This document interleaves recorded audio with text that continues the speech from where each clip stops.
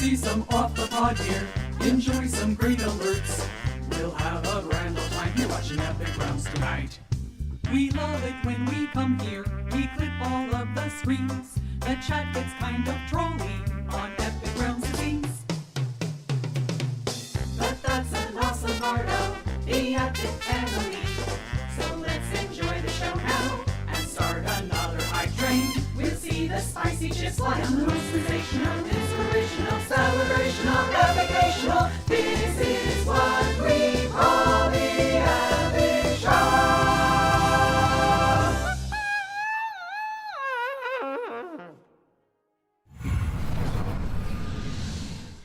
Hello, friends and enemies, heroes and villains.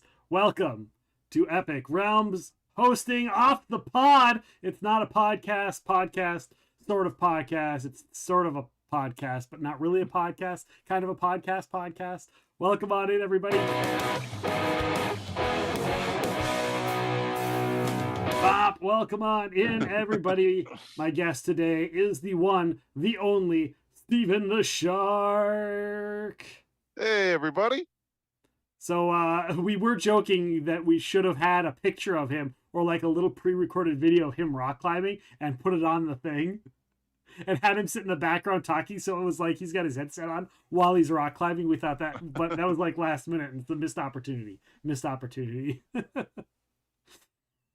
So welcome on in, everybody. Hello. Octavius in here right away. And by right away, I mean like 20 minutes early. Hello, Bentley.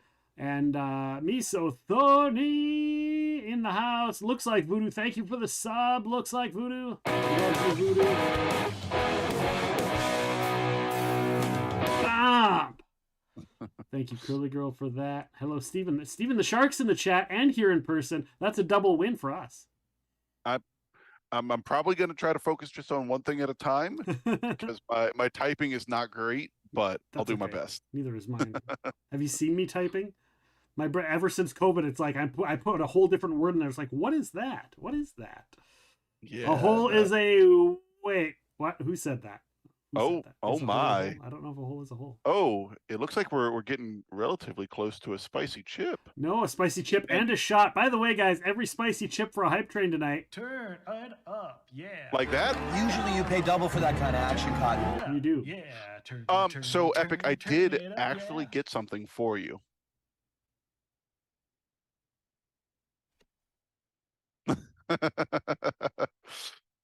This is for you. So it's a gift. It's a gift. Now, it's a gift for in me fairness, I did get 2 rums. I also am gonna try that's this. actually a pretty good one. So I don't hate myself more than just enough to play a joke on you. But we are doing a shot of Captain, I think, right? You'll do a shot of Captain. Not until we have to complete a level 1 hype trade. And then I have Oh. a chip and you do a shot.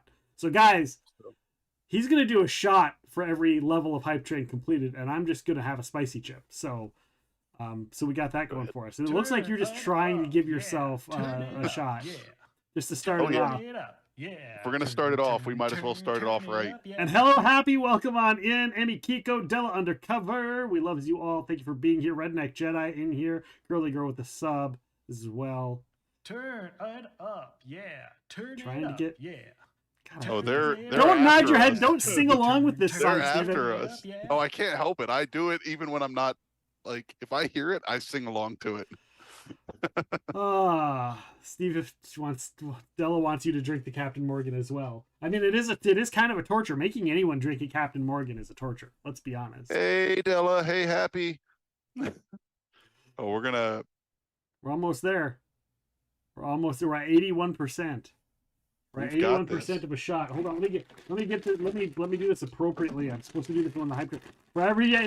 For every level of hype train completed, we have one of these. Yeah. Turn it up, yeah. I have one of these. Turn it up, yeah. Turn it up, yeah. And this is the bottom of the bag, by the way, guys. Bottom of the bag. So it's just small pieces and a pile of powder. So I take a bunch of them. So I probably have 2 or 3 chips for every one. This is usually when you want to do it the best. Della officially first in chat. It wasn't Octavius. Officially first. Della Undercover. Right there. That is true, yeah. Oh, Voodoo! Guaranteeing spicy chips and shots. Looks like Voodoo. It's not. I'm not impressed until you wash those hot chips down with Captain Morgan. Well, Steven's not doing spicy chips, and I'm not doing Captain Morgan. I thought you would do at least one shot with me, just out of camaraderie. Oh my god. Fine, I'll do one shot with you. All right, this is more. God, this is more than one chip. This is more. This is way more than one chip. We're at And we're at those a are the level ghost 3 hype pepper- grade, so those are it the doesn't ghost matter. pepper. I gotta grab a couple more. We're at a level. We're starting level 3, which means I gotta do 2 chips, and you gotta do 2 shots. Fair enough. All right, here we go. Here's a pile of chips. A pile, guys. Cheers. Oh.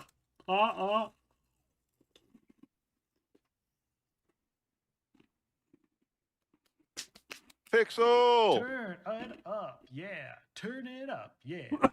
Turn it up, yeah. Turn. I think turn Chat turn is it up, decided yeah. that we're not Steven. gonna actually do an off the pod. We're just I gonna drink. mean, and this eat is the best way to chips. do off the pod, because then we regret it. You get completely wasted, and I can't talk. Which is gonna make for a really interesting podcast if you Uh-huh. can't speak. That's right. That's the point. Oh my god. I inhaled it, and now my lungs hurt.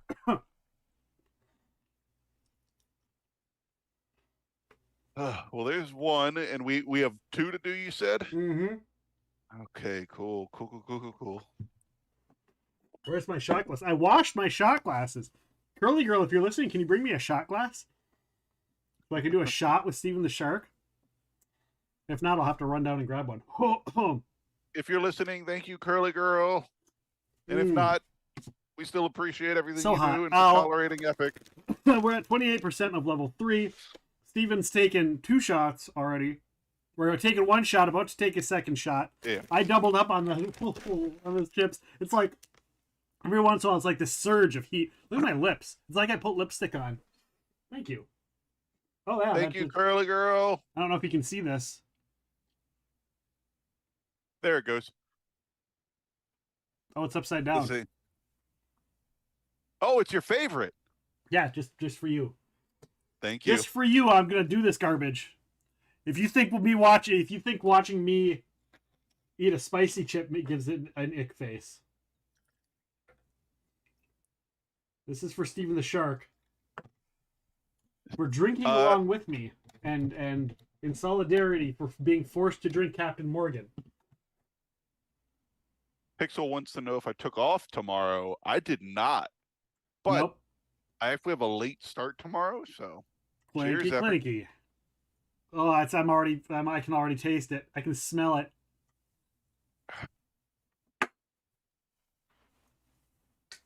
Oh yeah. I haven't had Captain Morgan in a really long time. Yeah. I forgot about that. Monkey's leg Pixel. says, "Color me impressed now." Oh, oh, oh! Pixel, you better not cheers without having a drink. You know it's bad luck. Oh yeah. Now Pixel's got to have one. There's your prize. My prize for doing the Captain Morgan, along with you, Steven the Shark, is the fact that we have to have another. You have to have another shot, and I have to have at least 1 more chip. It might be 2. I don't really know. I have to look. It was at this moment that he knew. Yep. He knew. He fucked up. Fucked up. I'm gonna switch it up. I'm gonna go for a little bit better rum now. Yeah, you're gonna But do yes. the thing. You know, if I get 2 more follows today, I'd get another shot of the. Oh wait. If you're not following Epic I get Realm, another shot of the. Oh, I almost The lost the whole thing of the fo- Florida Canna. are you sure you should have another shot? I was balancing on there and it slipped out of my hand. So Woo. yeah, this is I tried to find a decent rum. That's what I went with. That's pretty good. It's got a nice almost little. I messaged believe you that one's an got ad. like an orange peel hint to it. That's Yeah, kind of their yeah, it's, their signature is that little hint of orange peel at the African Yeah. States, and it's not super funky like normal Jamaican rum is. No, and it's toasted oak, hazelnut, man. dark cocoa, and vanilla. I'll take it. Thank you, Rolana Halo for the resub, and Octavius for the Antissa. But maybe the rain is Lancia. ultimately to blame. So I'll remove the cause, but not the symptom. I also didn't make dinner, so that's gonna go What's that? You swimmingly for me. didn't make dinner? No, I did not. I got off work super late today. I had enough time to take a shower and then get out of the shower and message you. I had a So. quick 5-minute omelet. Yeah, Voodoo. This is Dumb Ways to Die. So that's 4 now? Yeah, we're at 4. You're at 4 shots, and I'm at 4 chips, which I just had. So. Yeah, chat. Love y'all. Thanks. We love you. You Hello, better persons. How all- you doing? Welcome in. We're no, it's the party horn. I need 2 more of you to follow Epic, at least. So I have another drink. I think Yeah. I mean they wouldn't be here if they're not already following, right? I mean, I don't see why they. We can get some new people. Sure. New people are allowed. Spicy, apparently. Yes, spicy. We're doing Hype Train spicy chips and Hype Train shots. And we're at 4 now, and we're 15% into completing level 5. And if we complete level 5, I have another spicy one, which is my mouth is melting with my lips. Kiss me. No, your eyes are a little red. They're a little Oh. red, watery. My lips Little- are lipsticky. Just a little. No, I don't want to kiss you. You're spicy. Go away. Spicy. Spicy. It's the wrong kind of spicy. Hopefully those chips. They are. My eyes are wet. My nose is. Ah! Don't touch your eyes. Don't touch the eyes. I have a roll of When are paper you towels. doing? When are you doing another 1 chip challenge? That's what I want to know. That would be negative never. Yeah, that's fair. That's fair. I feel like that's the only time I legitimately wanted to just reach through and just come here, buddy. Right. When you did that, I was like, oh, my guy. Yeah, that was rough. And now my nose is running into my mustache, and my eyes are watering. Yeah, it's rough. So what I'm hearing here is, chat, make him suffer. No, we don't need to make me suffer. Also, I owe make Epic Steven suffer. Is that what you're saying? You want? I owe Epic and y'all this one here. Oh. Hail the pain. Rolana Halo says, hail the pain. Let's go. I gotta get Rolana Halo on off the pod here down the road. Yeah, hail the pain. Talk about some D&D and some theater and some Call of Cthulhu. I like embrace the suck. Embrace the suck. That's what these chips are. These chips are the suck. By the way, guys, Embrace I the asked Steven suck. if he wanted to do the ghost pepper chips Oh, with I me, said and he's no. like, I will Absolutely not. drink shots the night before work instead of doing spicy chips. I'm like, are you sure? He's like, yes. Steven, are you still sure this was a good idea?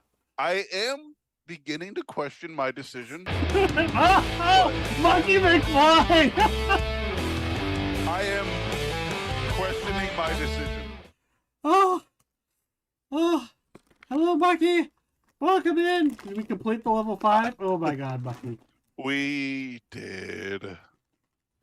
Bucky's coming in to say hi. Level 5 complete. Another shot for you. That's 5 shots in a row for Steven. This is going to be a 5 weird shots off the in a pod, row. guys. This is going to be a wild off the pod. We got this, though. And 6 chips. See, are you sure We you didn't want haven't even- spicy chips? I mean, at this point, it's too late. I've got a bottle of rum, and You got 2 bottles of rum. All right, here's my pile of. I mean, of this is a baby bottle. Don't give rum to your babies. I don't mean that. Albeit, I don't know. I mean, Oh my Epic, you God. and I are about the same age. I don't know if you had a grandma who would rub bourbon on your gums, but or other places, you know. yeah, if it hurts, just rub some bourbon on it. It'll fix it. Pixel says, "Don't tell me how to live my life."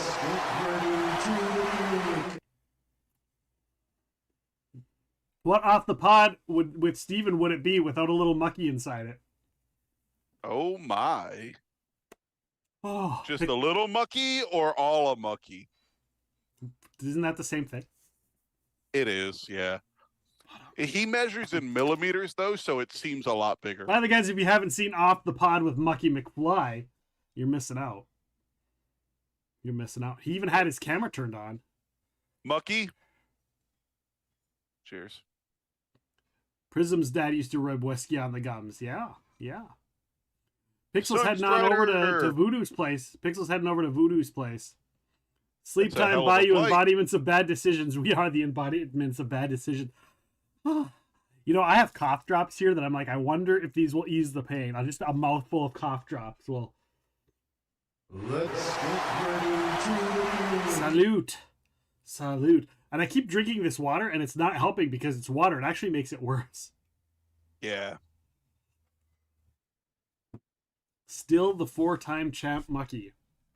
4-time? I 1, 2, isn't it 3-time? Really? Technically? I seriously messed up in that I assumed chat wouldn't try to murder me. Yeah, you should have done the spicy chips. So I mixed alcohol into my like sip and drink. Oh, bad choice. Bad So choice. now My face is I'm hot. chasing my alcohol with alcohol. And Sunstrider, I'm not ignoring you. I see you. Hi, Oh. I love you. Sorry, Steven, when I introduced you, I improperly introduced you. Oh, I well, have a bad feeling about this. you did. You did. I did. I answered. So, by the way, ladies and gentlemen, welcome to Off the Pod. Steven! Steven! There you go. If The if shark. they're not screaming at me, Yeah, it's it's got to be all not capitals. appropriate. They Can I all get just an yell all at me. capital Steven in chat for Steven the Shark? Turn it up. No, yeah, no turning it turn up. We do not yeah. need to turn it up. Turn it up. Yeah, turn it I up. think yeah. I think we're Steven okay paying on the attention 6, to on the level 6. Sunstrider. I don't know if chat's got it in them. I don't think chat has it in them to get us to a level 6 hype train. Don't taunt them. Don't taunt Oh, them. I'm gonna taunt them. I poke the bear. Oh my It is God. my job. My eyes hurt so bad.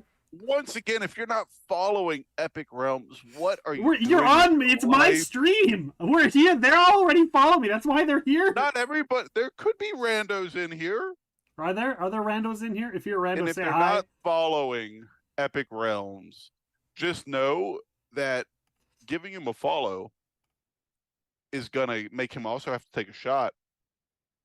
I need two more. I need 2 more follows so I can have a little bit of drink of the Florida Cana 18 year. I mean, in fairness, I give you full permission to have as many drinks as you want. I can't. That was the rule of this gift. Because I have to have it. I okay. have to. So I have a chart. I literally have a chart, Okay. and it's Florida Okay. Cana 18 year, and I have to have it every 18 followers because it's 18 year. That's solid. I like that. I'm down with that. So, shot a captain. I'm random. Does it count? I mean, if you have you followed Prisms, I'm pretty sure you followed. If not, follow. Yeah, Follow if you haven't given a Prisms. follow, if you haven't given a oh, what? Hype train Okay. completed, successful. I At level saw the 5. purple light up again, and I was like, oh You no. thought somebody was trying to murder us. No, My mouth hurts. But on the downside, it's significantly easier to get a level 1 hype train than it is a level 6 hype train. By the way, in YouTube, Mucky McFly says, "Shut up, Steven." Oh, Do I need to have you open in YouTube as well? Should I do that? I mean, you can do whatever you want. You're the guest. I'm here to chit chat with you and hang out and apparently drink a significant amount of rum. And well, now you can start to peter out. Now you can slow down. The hype train is over. They get about 15 minutes before they can do it to you again. But yes, Twitch, See YouTube, that. and Kick. Hello to all those out in the YouTube and Kick lands. We're on Twitch, which is where all these interactions are happening. Happening. Happening. So to continue the show tonight on Off the Pod, we're talking tabletop role playing, and then we're going to talk more tabletop role playing in the form of game mastering and GMing. We're also going to talk about food, cooking, chefing, eating, drinking, all that kind of stuff, and of course, the wonderful potluck where anything goes. And at that point, we're going to have drank so much where it really doesn't matter. So there we go. Pixel on YouTube says, "Yes, Steven, shut up." I'm not on. I don't have you on YouTube. Well, Do you what have the hell? do you have a links thing that you could post for us? Yeah. Right here. Yeah, why don't Link tree yeah, right there. You can follow on all the things. follow on all the things? If you're not Everything. following, I don't have Epic my Realms. link. I don't have my LinkedIn on there yet. I just signed up for LinkedIn. If you're not following Epic Realms on all the things, On all of what the the things. fuck are you doing with your life? Just saying. Oh, is that alcohol hitting you yet? Yes, I haven't eaten since like 10 o'clock this morning. So By the way, drink responsibly, people, unless you're here. drink irresponsibly. Drink irresponsibly. By the way, Steven, I'm Either wearing one. my I don't know if you noticed, but I'm going all paleontologizing. I'd like you to just give me one more button. Just Give me for one you. more This button. is just for you. A One little more bit for button. Octavius. This is a little. I Give know me he. one I know more he button. loves Let it when me I have see the that. button. Let down. me see that. Oh, there it is. There, just a little bit. Just a little bit. Outstanding. Octavius loved the button down Out shirts. fucking standing. It's mostly for you, but a little bit for Octavius. I mean, you gotta give just a little bit. Hello, Atraxia. Welcome on Welcome in. Thank you in. for the follow. Much appreciated. How you doing? I'm here with Steven That the is a Shark. new follower. I We only are need one more away. before I can have that alcoholic drink. Before I can have Mm. that alcoholic drink. But thank you so much for I following need us. at least someone in chat make a new Twitch. That's I'll cheating. send an email. That's cheating. If you're doing Doesn't Danny matter, from you still have to drink. paleontologizing, you need to say, yeah, so yeah. I mean, I will say, Epic, you're a beautiful man. I think Danny pulls it off a little bit better. Unbutton one more. He's got button for hair him. though. That's why he pulls it off better. He's got a full head of hair. He's like you. Just I like this do have beautiful hair, full head of yes. hair. That's what it's all about. If it makes you feel better, it's always been kind of thin. Roddy, that is not thin. Shut the front door. Shut the front door. Hello, Roddy Mama. Welcome on in. Roddy! You missed the torture train. You missed the torture train. Yeah, no. I we had took 5 a spicy lot of chips. shots. Steven did 5 shots, and in a hype train moment, so it's like shot, but only every time they say it, he had it. So. Everybody. Yeah. So today in Off the Pod, we have all kinds of topics. Welcome on in, Katie. So should we start talking about the topic? Should we start talking about the topic? I imagine You did- that's probably what people came here for. Did you have an Not idea of what you just- wanted to talk about for tabletop roleplay? Because you said tabletop roleplay. I'm like, do you want to be more specific or just in general? And you're like, just in general. I'm like, okay. So what do you want to talk about in general? Yeah, so I was kind of hoping you'd have some a little bit more specifics. No, but that's why yeah, I asked you. I was tabletop. like, Steven, do you get to pick the topic. You get to pick the topic. So tell us your Oh, I background in thought I was- role playing. Where did you start? So for me, what I did is right If I'm just big, honestly Joe. just before. I've been That's a married good a one. long I time fucking ago. love him. Where did you come from? Where did you go? Boom, boom, boom, boom, boom. Where did you come from? God, and there's someone like, Thank you, Roddy Mama, for the I- nerdy clip. Monkey Swag said no specifics. Well, do you want to just sit around and just bullshit a while instead? Yeah, Which is 100%. an inside joke here from something that happened on a tabletop role playing night.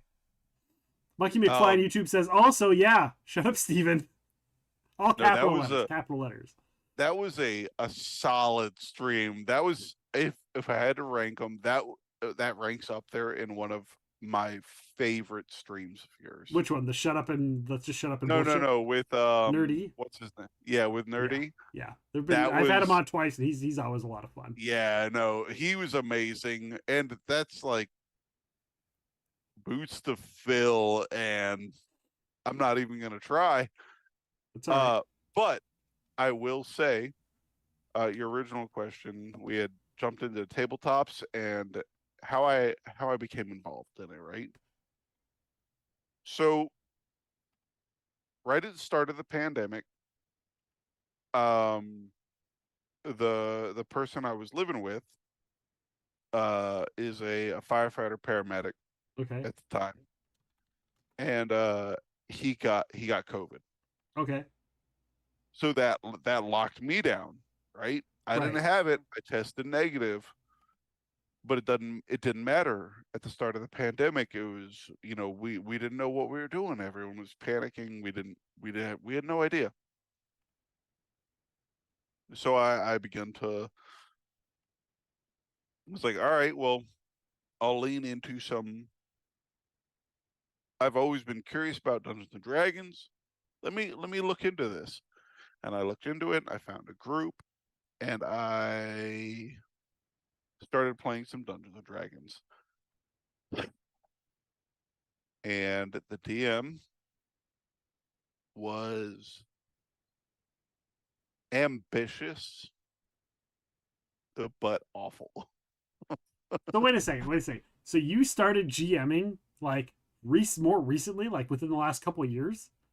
Or role playing in Yeah, general? I've only been a GM, so That's it, guys. Show's over. I thought I was getting an experience. No, I'm just kidding. I'm just kidding. so I started GMing because the GM of a game that so the GM had this idea, this amazing world where there was, I think, 7 or 8 parties all moving about this world and interacting about this world. Oh my gosh. Taking two But at once is a nightmare. Oh. fuck you, Pixel. Steven is a Wonder Daddy master. It says Steven is a Wonder Daddy master. What are you talking about? That's a compliment. Not from her. Wow. Wow, Pixel. Wow, Pixel. So, You should have seen what Pixel said. no, I'm teasing you, Pixel. I love you. You're wonderful. You're amazing. So, and actually, Pixel was a part of this. It's not how I met Pixel. I met Pixel just before the full tilt lockdown. Her and I ran into each other at a local game store, and we're just like, yeah, we're gonna play in a game, and had all we had connected with a bunch of people. Let's get ready to And then that says fuck off, Steven, by the way. the rest of the part. So Pixel and I were new to this party, so we joined like an established party Okay. as newbies, and they were they were You're just throwing everyone under the bus. yeah The GM in the one game under the bus. They sucked. Instead of party where no. throw them under the bus, they were just like, man, whatever. I'm gonna leave it with no names, bro. But Pixel will attest to my as this particular GM. He was brand new, so for his first time ever running a game, he decided to create his own world. So I got that going, which is nice. And run 10 separate parties in said world. Which Epic, as you as a game master or a dungeon master know, that's not how you fucking dip your toes in the water. Yeah. Bad things happen, and bad things happened, but through that I met this amazing group of people. Some of quite literally my best friends in the world. I met because of this campaign, this failed campaign. I met these amazing people and got to know them. And when the campaign collapsed in on itself, the 12 of us all had a group chat going because we were trying to figure out how we're going to do this in X and Y and Z during this campaign. Have a good one, Sunstrider. Oh, have a good one, Sunstrider. No, the GM did not like you. Pixel was the only lady, and the GM thought ladies had lady brains, and it was a whole I different hate that. mess. I hate that. Yeah, no, I hate that. it was unacceptable. The only way Pixel got magic items is my character had to steal them for her because, my voice is at this octave, and that's an acceptable octave. But otherwise, yeah. When I said he was not a great DM, I meant it. Thank you, Ronnie Mama, for a 1-tier gifted sub to Steven Thank Climbs you, Rocks. Ronnie. Fuck all of y'all. So, but long story short, met this amazing group of friends. I had already kind of known Pixel. We met. I think we had played 2 games in person before the lockdown happened, Okay. and then the lockdown happened, and I met this just unbelievable group of friends. All right, so I'm gonna cut you off for a second and switch subjects, right? Yeah. So you created a Discord page. I did, yes.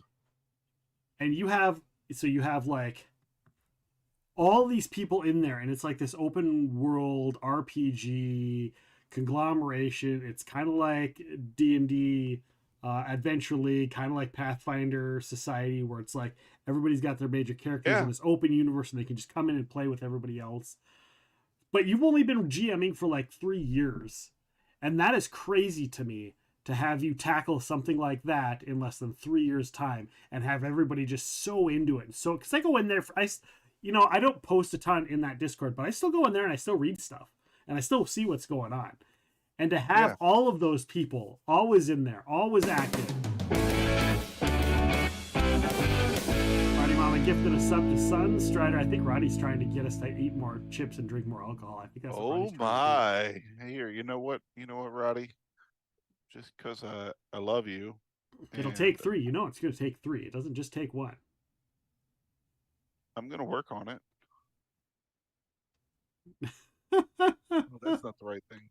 You see, he's already had so much to drink that it's just like, I don't know how to click on whatever. I don't know what I have an idea. No. Twitch is being difficult. So you're going to get that many bits for now. Let's go. There we go. For now. But that being said, like, you put together this huge thing. So I can't take credit for it. I cannot take credit for it because what I am good at is like finding the right people to pull in to a project. I don't flag projects. I am not the leader of a project. But I am good at finding the right people. So I had, Pixel, who, because when you have a Discord with over 100 people in it, let's be honest, you have to have a human resource officer. You have to have somebody who can mediate issues. And I have Pixel helping me. I had Teddy Warhorn helping me as a DM. I had dozens of people. You've seen him. He's popped in and out randomly. On Twitch, he's Heatseeker.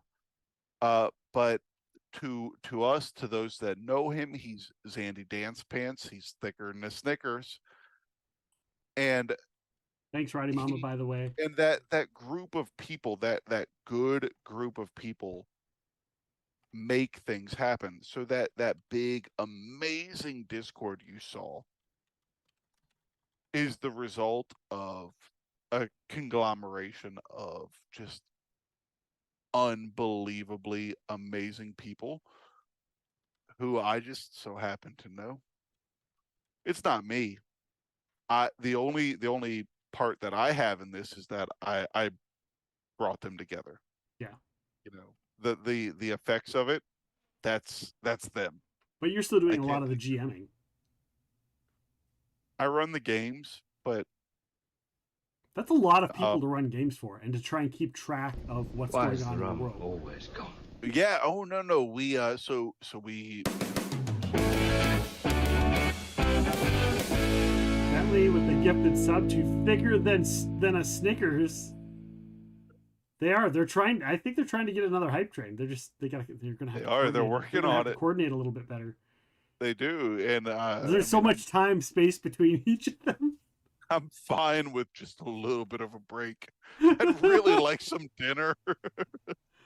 You agreed to this. And here's the thing, guys. Remember that drink has alcohol. If I'm big Roddy. fat Nacho. Yeah, no, my chaser is I've been severely down to the alcoholic. blue. Where did you come from? Where did you go? Boom, boom, boom, boom, boom. Where did you come from, Nacho? And there's someone like running through a building. Turn it up. Why, yeah. we don't have we're not Turn having it a hype up, train yeah. pop up. Turn it up. Yeah. I don't know why. Turn it up, yeah. It's been more than 15 minutes. Has it been more than 15 minutes? Yeah, I mean they just dropped 1,600 biddies. Has it been 15 minutes since the last one Realms ended? is the best. Thank you for Epic Realms is the best. Maybe it's not been 15 minutes. We started this topic at 20 minutes and it was right before that, and we're only at 9. Maybe the timer hasn't gone off yet. I don't know. I feel like we owe chat just a tiny bit. Okay. In fairness to them, like Twitch has got its own rules, but chat. I will have an extra Chat chip did it. because they're trying so hard. Honey Chat- Mama says, "Okay, I'm gonna wait 15 minutes, get ready." But I will have an extra because you No, guys are no, trying so Roddy. hard collectively as a group. Yeah. I In will have a fairness, spicy chip. Like I believe we owe them. Here's the pile. A pity chip and drinks.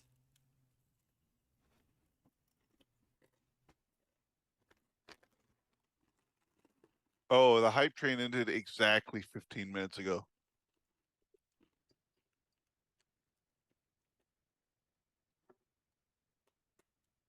Woo! Right? I can feel and see the redness just Right. plus, the redness.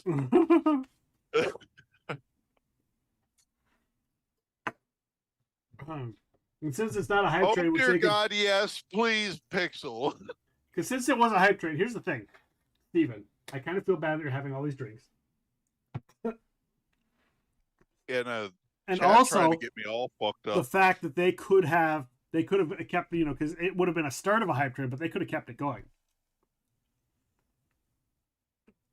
Don't do another one, Steven. It goes against me as a person. You can do your other drink because that's got alcohol in it. You can do your chaser. It's got alcohol in it.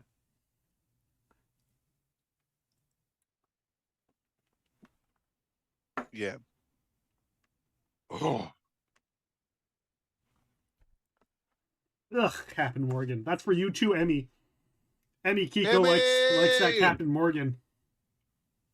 Emmy, I got captain for Epic.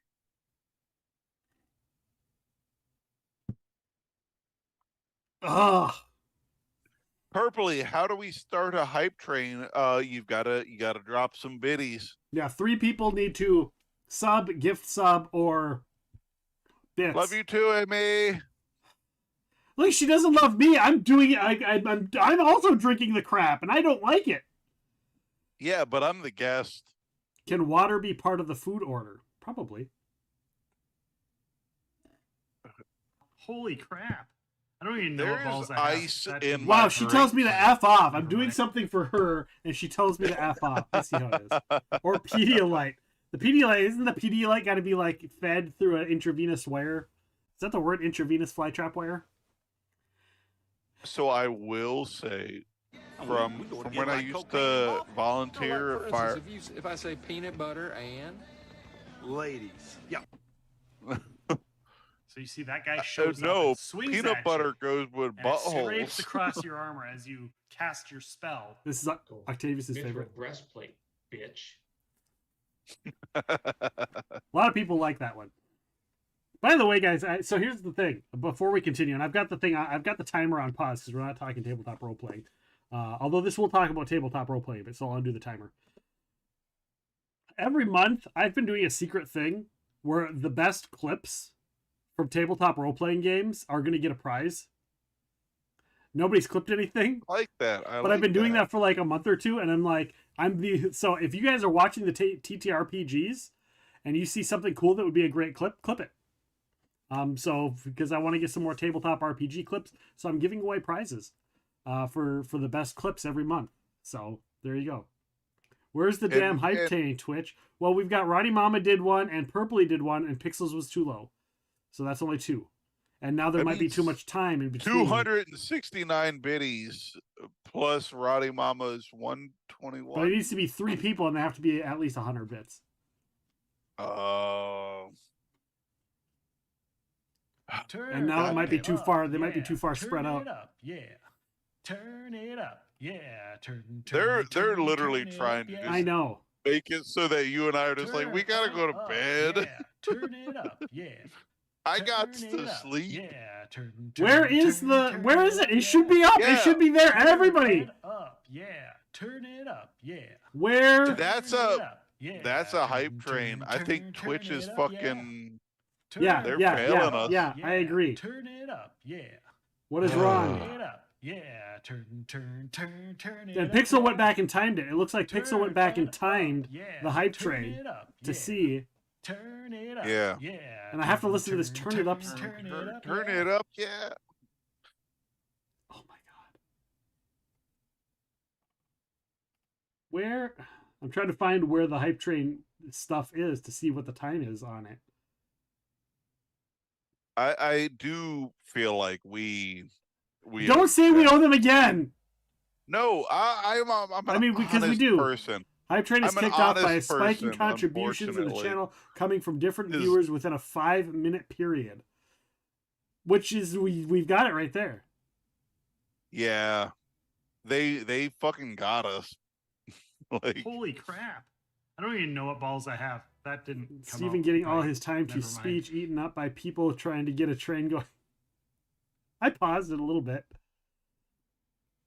no, let them eat it up with shots. I would rather do shots than like I don't get me wrong, Epic. I love talking to you.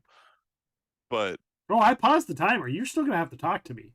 oh god, okay. And it's gonna be Well, better thanks because you're for gonna the have shot. had shots and be a little worse then. I've had a lot of shots at this point. Like, You've only had 5.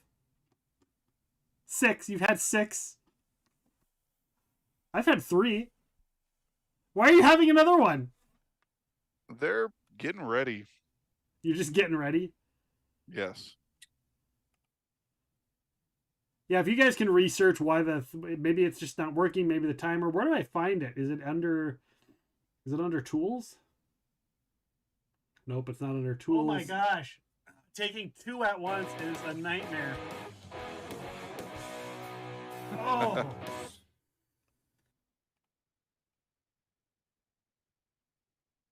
Epic, I think we owe them a shot. You keep saying that. I don't owe That's them a a shot. lot I'll of go. bits. I owe them spicy That's chips, a lot maybe. of biddies. Spicy That's a chips, lot of maybe. biddies. Spicy chips, maybe. That's a lot of biddies. They spent a lot of biddies in chat, or in Twitch is just not acknowledging it. Cheers of at least 100 bits, any tier sub, any gift sub within 5 minutes prior to kickoff. I don't understand. No, I think Twitch is just being a shit. I'm taking a shot. I'll have spicy chips. I need Ock to connect me to Jeffy B, right? Oh.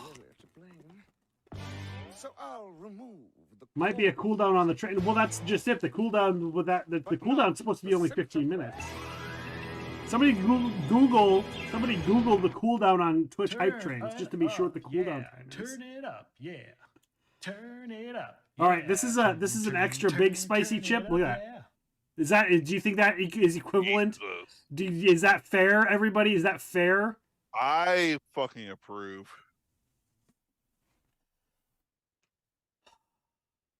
This is because we love you guys and because Twitch is being a crap hole. Yeah. I don't want to do this. All right, I gotta take a deep breath beforehand because while I'm chewing it, I'll inhale and then it'll go down my lungs. You should be able to. I have everything set at the minimum, so.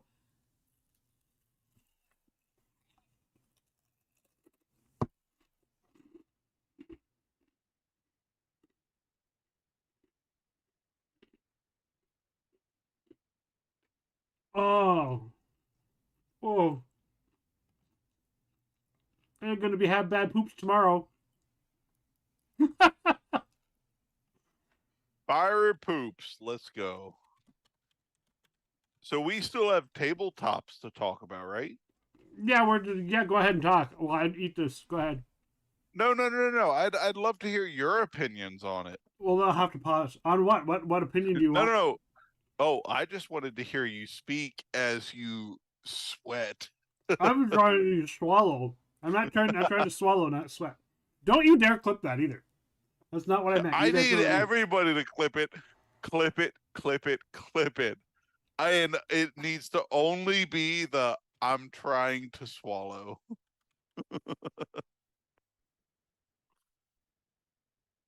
Oh, good purpley. Thank you, purpley, with the exclamation Minimum point time clip. of cooldown is 1 hour. Minimum time for cooldown is 1 hour on a hype train. What? We've only been streaming hour? for. I just looked it up. The minimum setting that you can set it for is 1 hour. Horse shit. An hour? An hour. On.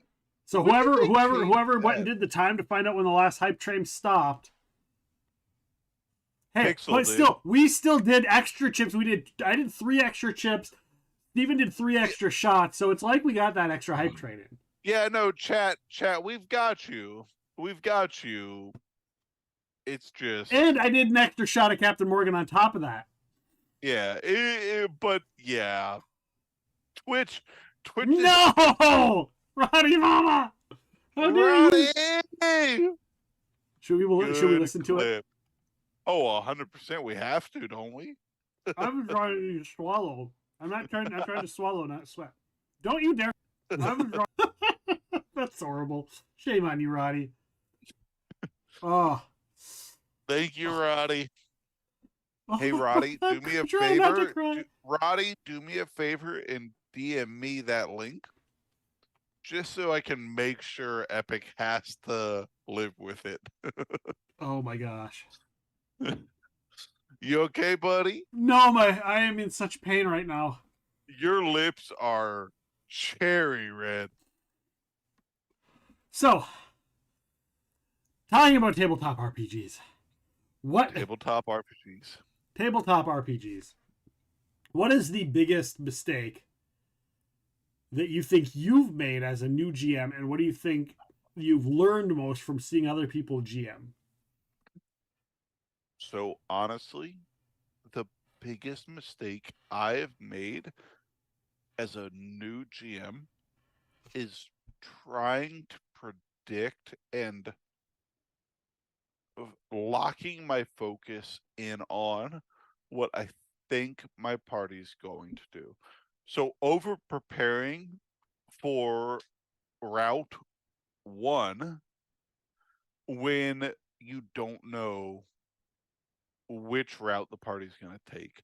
Because if I prepare for route 1, 2, 3, 4, 5, and A, B, C, D, E, F, G, the party is going to take some random ass nonsensical route. And so the best thing I can tell new GMs is to don't over prepare, because you'll run into one of two circumstances. You will either end up accidentally railroading your players, which as GMs we try not to do, right? You try not to force your players into a certain situation. Or you're going to end up unprepared. Now, the No, I Del, I'm will not say, okay. I'm in pain. I will say this though. And full credit to Teddy Warhorn, right? Who was my first GM. He popped my D&D cherry. He explained to me and he taught to me that you can't lock in, right? So if you think your party's going to do one thing and you prepare for this thing, your party will just inevitably do something different. So what you have to do is learn to you have an idea. You as a dungeon master, as a game master, as a storyteller, whatever you'd like to call yourself. We have this idea of what we want to happen, but tabletop role playing is cooperative storytelling. The GM is telling a story, we're working towards something, the players are doing their thing, and as a storyteller, we're trying to wrangle that all into something concise. Right. If you overplan, you will not succeed. Epic Realms is You the will best. make Thank you for Epic that. Realms is the best. Appreciate that, Toasty.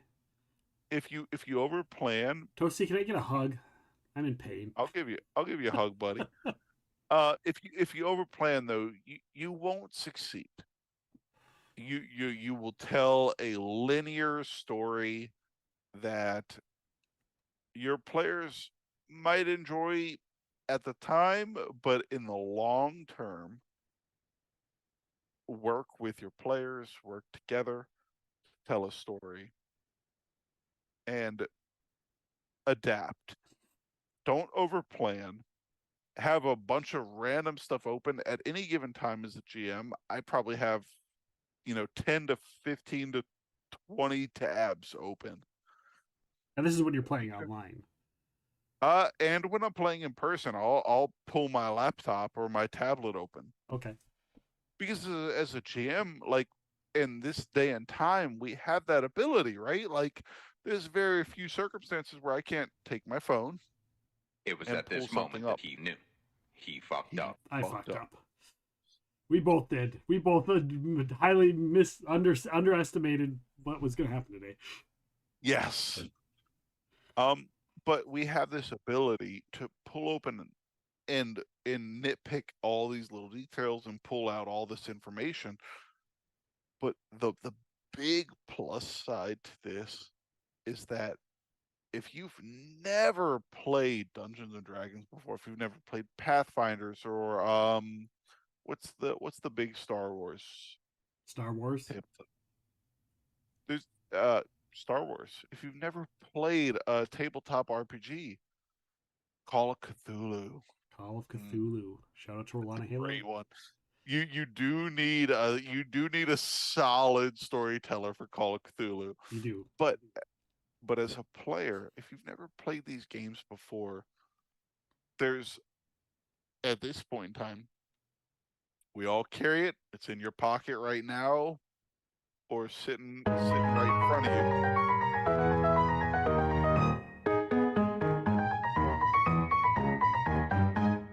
Oh, I just popped my neck. In a good way. Steven, what's the big Star Wars epic? Star Wars? I do want to play some Star Wars Saga again. Toasties! Oh boy, what did I miss? Nick getting emotional again. No, we've so we had a level 5 hype train, and every time I do a spicy chip for a hype train, Steven the Shark takes a shot, and we'd hit a level 5. So he did 5 shots. I did 5 spicy chips, and then they attempted 15 minutes later to do it again a couple times. And because we're generous, we did extra shots and extra spicy chips anyhow, and then we found out that the cooldown is once an hour. Yeah, Minimum? no, I think Pixel's got the title nailed. This is Drunk Off the Pod. Drunk off the pod. I mean, I've had a few to drink.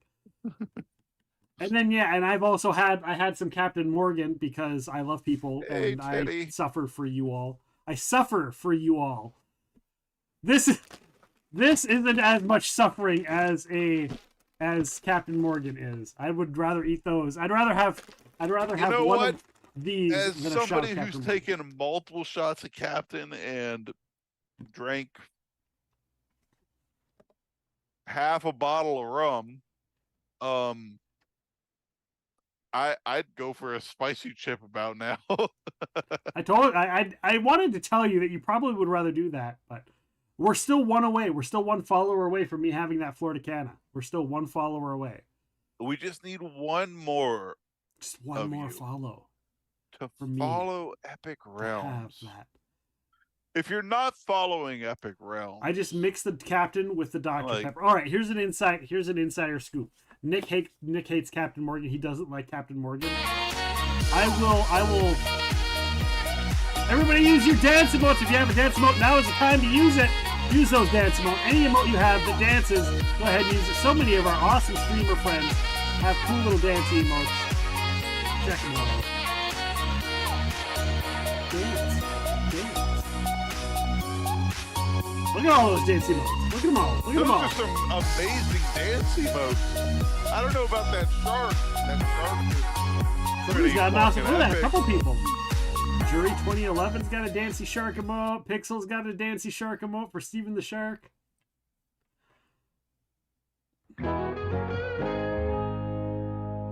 Steven Climbs Rocks followed. Thank you, Steven Climbs Rocks, for coming on in and joining us. Welcome in. And congratulations on your gifted sub. Don't give a finger. That's a real person, Steven. That is a real person because remember, Roddy Mama gifted a gift sub to Steven Climbs Rocks, which means that's a real account and a real person. And welcome on in, Steven Climbs Rocks. And for that, guess what, guys? Guess what? We're at another 18, and I can have another 18 Florida Cana. Dump that. I can't let you do a shot by yourself. I mean, you can. No, I can't. You can. And I'm not doing a shot, FYI. This isn't a shot. I'm not shooting this. I'm not going to shoot this. Are you crazy? Are you crazy? I've got a glass here all set up for this. I'm not shooting this, so you can sip off your thing, but I'm sipping this shit because I'm not wasting it.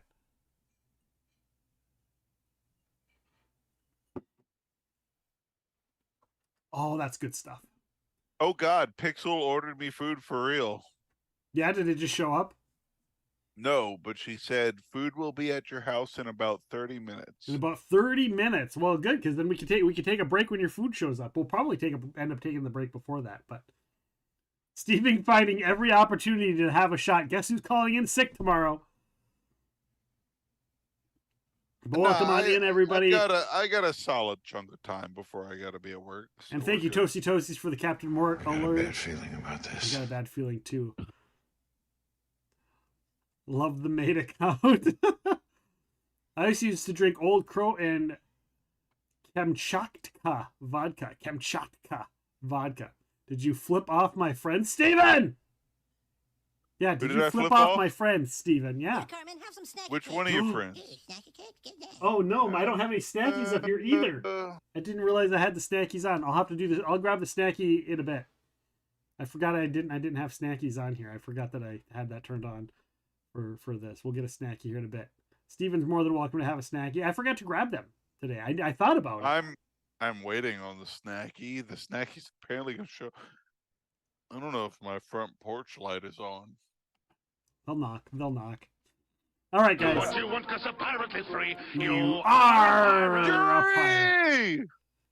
Jury. What is up, you beautiful motherfucker, you? Beautiful? Yeah, beautiful. I said Jury was in here earlier, and you didn't hear me. You weren't listening. I didn't. No. No, okay. So on that, what? I don't know if that's for me or for you, Steven, but I'm just gonna assume it's for both of us. Hey boys, how are you doing, Steven? Buddy, how are you? By the way, Renfield's gonna love this. Oh, thank you. Look at that curly girl dropping off the snacky snack Oreo cookie. Usually you pay double for that kind of I need action, a Cotton. curly girl to drop off some snacks. Just me. It was just for me. The You're Fired is just for me. Thank you for the dicks, Toasty. Welcome on in. I don't know why I said welcome on in. You've been here. I've had a few to drink too. So, this Friday, guys, in honor of Ghostbusters Frozen Empire, I'm going to be playing Ghostbusters the video game on stream on Friday. So that's in honor of that, and I know Renfield's going to love that because Renfield loves Ghostbusters as much as I do, so I'm going to be playing that on Friday. Love you and me. So yeah, that's what's going on Friday. Ghostbusters. Hey, jury. Come hang out. Come hang out with me. Jury, I'm trying to figure out what else makes him drunk. Pixel lives closest.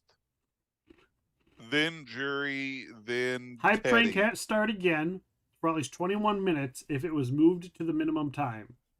It's not going to be VR because there's the Ghostbusters VR? I don't even own VR. No, it's the Ghostbusters video game.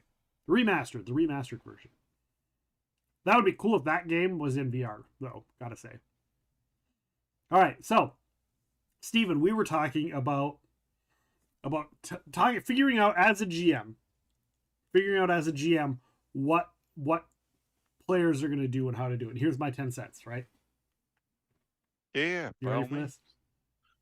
I am all ears. As a GM, you should know your players if you can. And you should know their characters and what their motivations are. Yeah.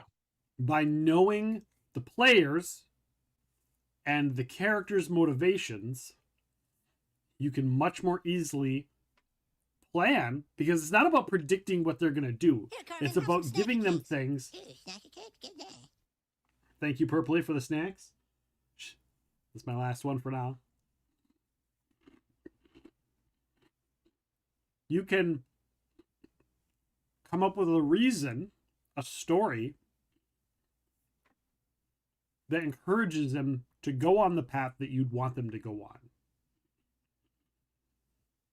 Because if their motivations are XYZ, then you give them those as their motivations to do, funnel them a little, because you're not funneling them, you're giving them the reason to decide. It's the illusion of decision. Yes. And then you have a backtrack idea, because if you know you have trolley characters,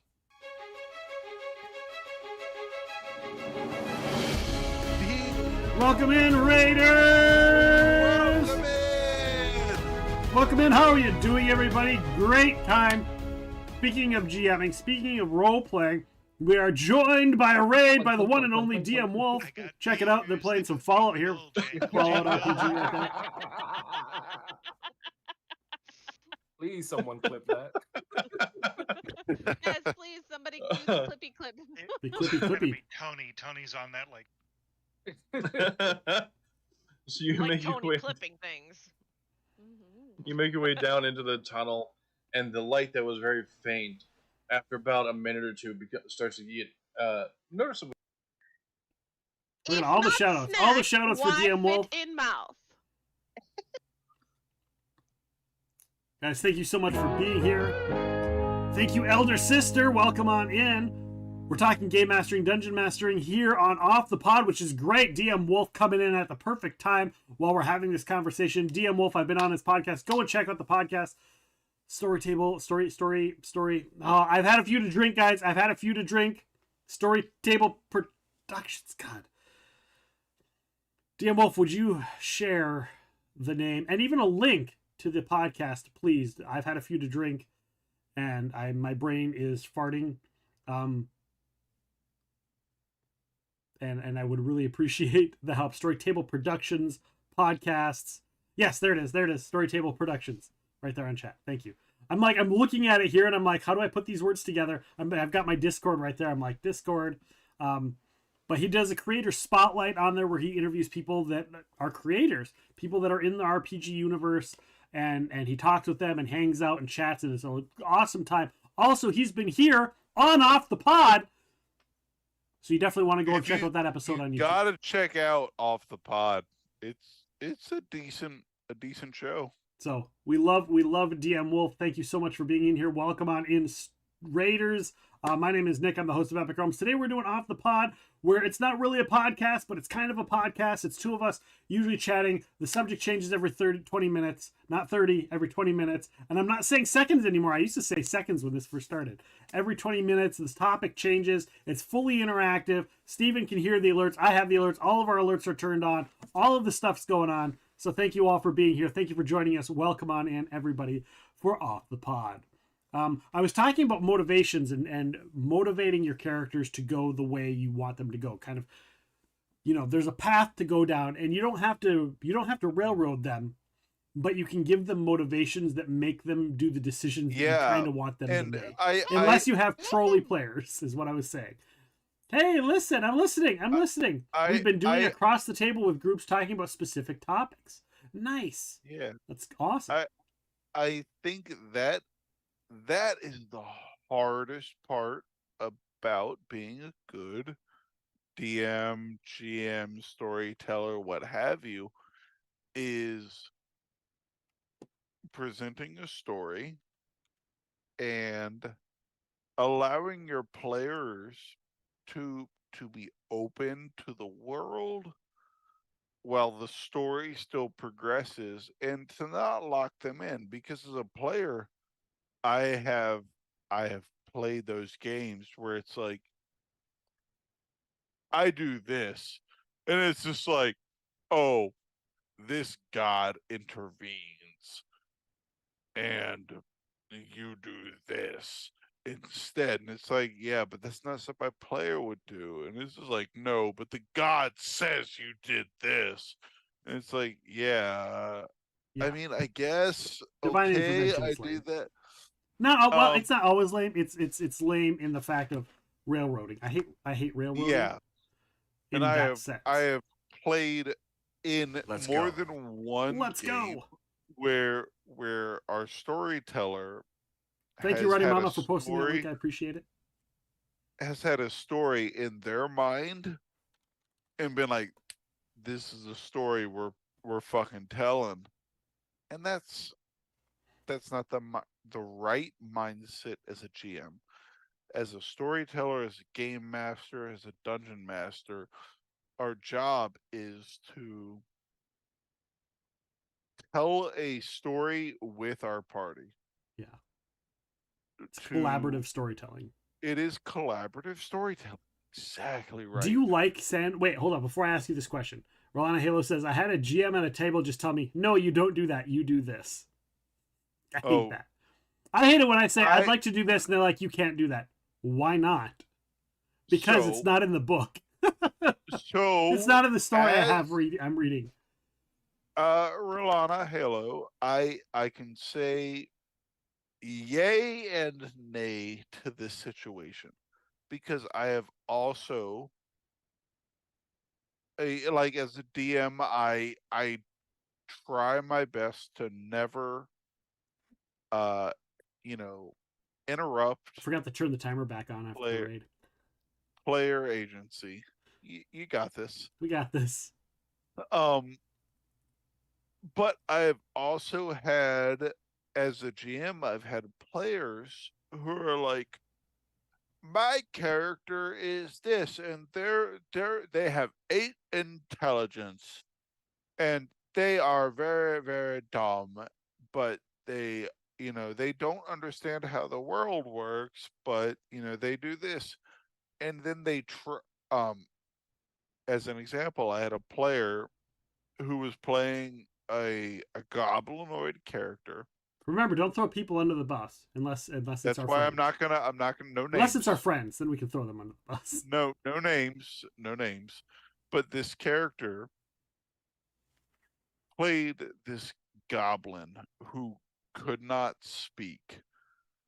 Common was their language, like their primary language, but they still spoke in this broken common because they were dumb. And that's how they role played them. Right up until the shit hit the fan, and then they were like this tactician. And at one point, this goblin character was like, "Oh, I see a marble statue and it's broken, so I take my healer's kit and I bandage its broken arm." And it's like, okay, your character knows that's a statue, but your character is so dumb that they think that a band-aid is gonna fix a statue. Well, then your character is stupid, and that's cool because I personally think our failures in tabletops, our failures make better stories than our successes. When we drop the ball, when we don't make the save, when you know something's off, but in character you just don't get it.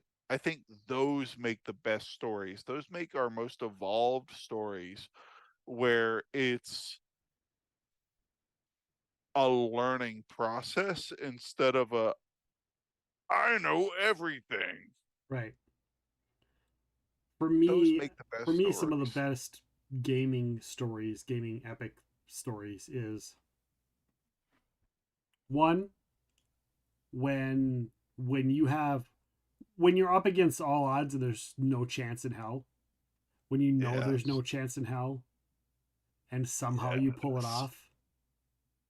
Oh, I have a story to tell. So those are awesome.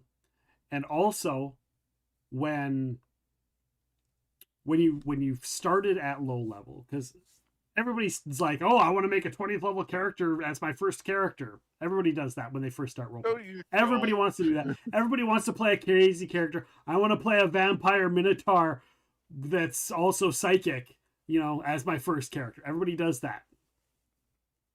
Don't say you didn't. Everybody's done that on their first, within their first 5 or 6 characters. They've wanted to come up with something ridiculous because they spent so much time. And then later you go back and you're like, I just want to play a fighter. I have this really cool idea for a character.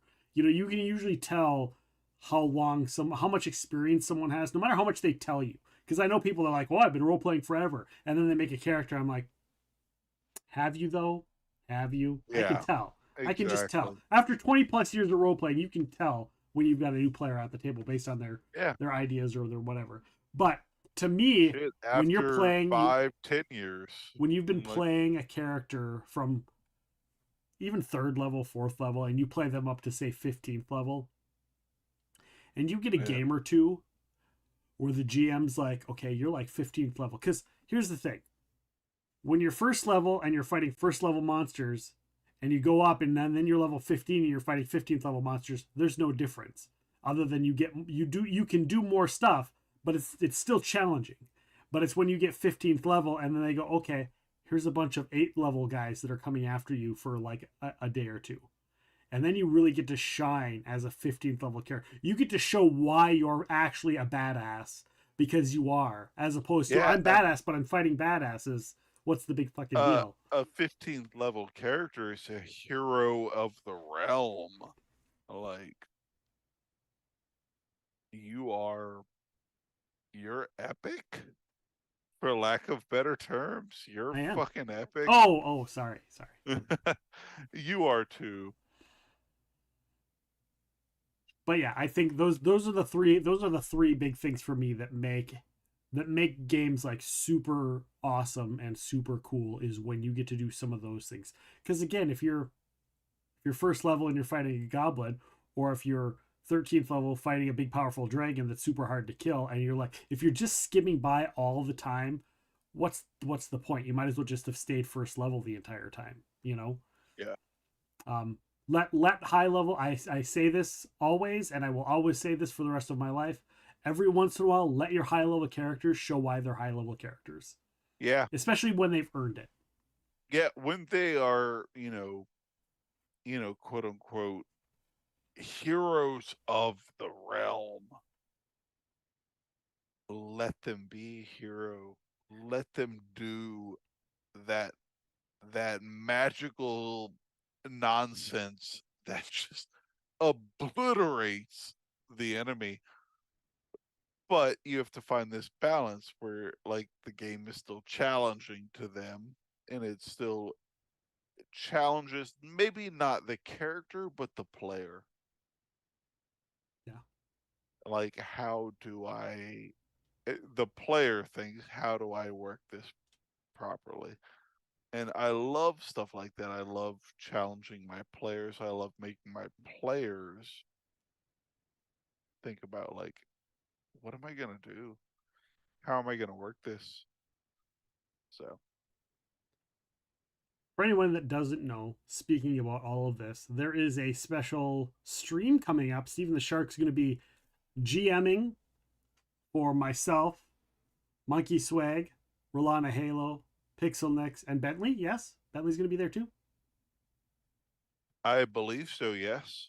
So we got a full one-off stream, maybe a two-off stream. We'll see. This is a aftermath of Movember. We've still got some Movember aftermaths going on.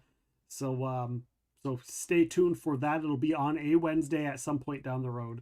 We haven't gotten a day hammered down yet, but that will also be a thing. So if you like hanging out here today, make sure to put that on your little notebook in the back of your head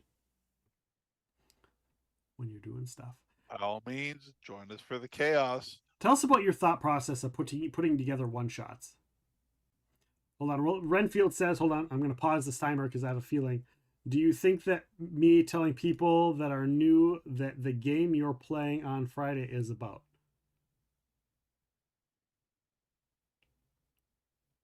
Do you think that me telling... I don't really know if that's a question or a statement, but yeah. Yeah. What Renfield said about the game on Friday, Ghostbusters, is entirely true. To me, it's always been like the third movie. I've played through it. I 100%ed the game on the PlayStation back in the day. I have to check to see if I can play like mid where I left off, because I started playing it on stream a while, like Halloween last year, and I stopped because it was during Halloween. So I'm gonna see if it's still on there, if I can pick up where it is. Otherwise, I'll just start at the beginning. I don't care. I don't care. But yeah, it was basically like the third movie. I don't remember what I was gonna say about one-offs. What is your theory on doing like one-offs here and there? Do you have a theory for prepping those? Do you have like a little place it's like, okay, here's a bunch of hooks to start a one-off and do a one-off? So my thing, and again, like I said, the knowledge of the world is in our pockets, right? So for my one-offs, I typically use Donjon, because a quick, fast, easy dungeon crawl is really fun. It's exciting, and Donjon uses AI to generate these, like, really, basic. They generate something super basic, and then as a DM, I can extrapolate from there. I can pull these bits of information. My biggest suggestion to all new GMs is understand stealing is part of GMing. Take bits and little pieces of lore, of novels, stories movies. novels, movies, games that you enjoy, and make them into something else. Or just use them outright. Yeah. I mean, 99% of the time, your players aren't going to notice. Have I told you my Dragon Age story?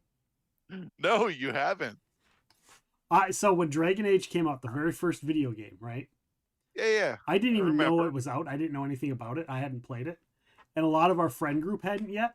But Matt, one of our main GMs, he had played through it twice, and he knew all about it, and he knew we didn't play.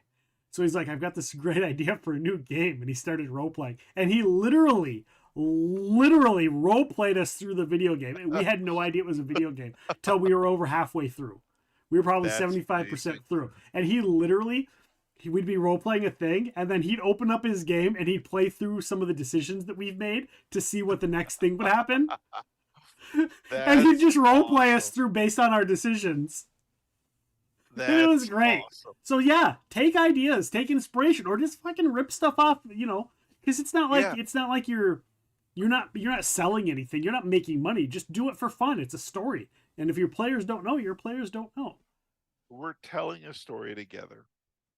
And there are people that there are, as great as we might be, there are better storytellers out there. Somebody's always going to be better at you, or better than it, or at it than you are. So why not lean into what they've got and go with it? Take a bit of their information, take a bit of their stuff, steal. Unless you're Matt Mercer, of course. Then there's probably isn't very many people better than you. Yeah, no. And if you're in here, I need you on the show. Just a podcast. Just FYI, Matt. Just so you know. Him and his hair. Because he has the most gorgeous hair. Yeah. Yeah, no, if you get Matt Mercer to come and talk, chit-chat with you, can I just be in the chat listening?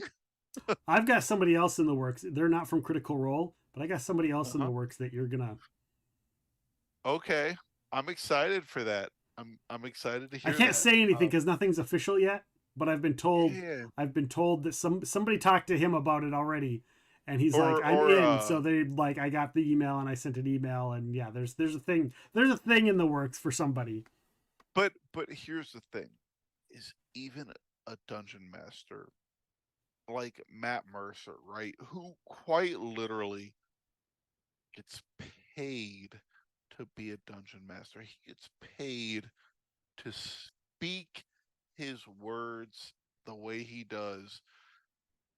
He still, even to this day, pulls and draws inspiration, Pun intended, from other sources. Pun intended. Draws inspiration. Yeah.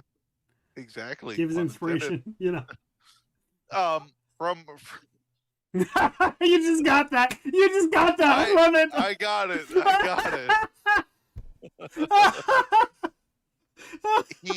He pulls the inspiration from other sources. And this is the dungeon master who is quite literally the voice of D&D Beyond. Like, he is the voice of so many different things, and he still pulls and draws his inspirations from preset things. So there's nothing wrong with those of you who are questioning, should I DM, shouldn't I DM? There's nothing wrong with taking that time and doing it. Because the literally the person who is, quote unquote, like the streamer or the person making D&D content pulls his inspiration from other things. So for the rest of us plebs, pull from content, make up your own story. It's not as bad as you think. Your party's gonna love it. Yeah. What about going into it, prepping for something? You don't necessarily know what your players, you don't know them super well or something like that. There's a great little thing called a there's a little sheet and it says, hey, are these the things that you're comfortable with, things that you're not comfortable with? Here's certain subjects. Do you have certain triggers, certain phobias? Like you don't want somebody with, say, a snake phobia and then have a game with giant snakes. Tabletop consent form. Yeah, consent form. That's it. I'm a strong proponent of just being open with your players, talking to them, letting them know. I am personally a fan of like a very what's the word I'm looking for? Like a rugged, like tough style of D&D, of Dungeons and Dragons, where if you fuck up and you do the wrong thing, you're gonna die. But if yeah, it's 5th edition. It's pretty hard to kill you in 5th edition. And I like that, like, more realistic aspect. So in my 5th edition, stupid actions have stupid consequences. Good, as it should be. And I agree. Like, it should be difficult. If you go into a game thinking the GM's just going to save you every 5 seconds, what's the point? Exactly. You're like, I can do anything. The GM's not going to let me die. Well, that's not going to be the case. No. I will let you die. I will let bad things happen if you cause bad things to happen. If you don't cause bad things to happen, you're going to keep on keeping on. So, yeah, if it's random die rolls that have you die, that's a different story. Then maybe I'll give a chance for I'll give a little scroll of resurrection or something like that. But if you do stupid shit, if you make stupid decisions and you die because of them, that's on you. Make a new character. Yep. I 100% agree with you. Like, but again, it leads into like this like really cool storytelling where your players understand that, and so they work around it. They make things happen so that they don't die. They push that struggle. They perform that epic, out of the rules is written situation. I've had players pull out this gemstone and concentrate on a stone to stop a natural disaster. And it was because I added just this little bit of flavor to a gemstone they got. But my player was listening. They were paying attention to what I had given them. And it was nonsensical flavor until it wasn't. Until it mattered to the story. Until it did something else. And it made this amazing, epic moment where my player stopped the destruction of the entirety of Neverwinter because they were involved and invested in the story. Damn it, timer! Quit ruining things. I was just about to be like, somebody clip this. This is pretty cool. And then the timer went off and ruined it all. But the timer went off, and if you'd like to hear the rest of the story, you'll have to follow Epic Realms, and maybe we'll discuss it later. Maybe. Well, we have a whole segment. Remember to bring up this topic later because we do have potluck coming up after the break. So if you want to hear more of what's going on, feel free to mention that during the potluck if either of us remember, because we both had a few to drink. Also coming up, we're going to talk cooking, we're going to talk cocktails, we're going to talk food. Speaking of food, it is break time. So we're going to go on a quick little be right back. We're going to use the restroom. We're going to get snacks. Everybody likes snacks. And then we'll be back after food, snacking, peeing, and the hype train will be back so you guys can try and wreck us one more time. Wreck me, baby, one more time. So thank you guys for being here. I will be right back. Steven the Shark will be right back, and we'll see you after these words from our sponsors. Yes, Octavius, we have sponsors. They're called pushing the ad button. We'll see you in a bit, guys. Was it difficult when you were switching? Because we're talking about different games. When you guys switched from first edition Pathfinder to second edition Pathfinder, was that a difficult shift? Was that hard? How did that happen? Oh, well, for me, and I suggest I would think most of the members of the design team, the switch was gradual. Okay. Unlike everyone else, where it was kind of like a switch. It was like one day you were playing first, the next day you were playing second. For us, it was this slow evolution because, the first thing we did when designing second edition was put together just kind of a proof of concept test. And what that was just kind of playing around with some of the core identity and what we knew we wanted to change about the game. But if we didn't have any strong opinions on it, we just left it the way it was. And then Andrew Dare descended from the Dares of the Roanoke colony, which was half werewolves. So Okay. here I am. I'm getting to the world building history of the werewolves. And Silver was injected with silver nitrate. So not only can't she shift anymore, her arm, where the arm where it was injected is dead. She can't really use it. She gets a little sort of mobility back, but it's never going to be like 100%. Yeah. And also it caused brain damage. So Silver herself sees kind of visions. Well, this question asks, how do you feel about shows like Stranger Things changing the lore for D&D? Do you view this as a good thing to get people involved in the lore, or a bad thing for the original lore overall? I think that's a great question. It's a wonderful thing. D&D's lore is meant to be individualized by whoever's sitting around the gaming table, right? Yeah, I mean, I play D&D in my Demon Wars world. I'm not using Forgotten Realms lore, or sometimes I am. Yeah. Or sometimes I'm mixing the two, or I'm changing it. I think it's awesome that you can be a D&D player or a Magic player or a whatever game player now and not feel like you have to hide somewhere and don't tell anyone you're playing it. Yeah.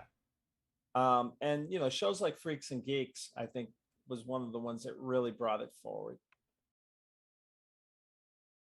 Like, we had 1 year to develop everything, which is, for folks who are not involved in this sort of stuff, that's real fast for a book that had to be like the requirements early on were just kind of laughable, because we said, okay, it's got to be as robust as Pathfinder. And remember, Pathfinder's already like a 576 page book, something like that.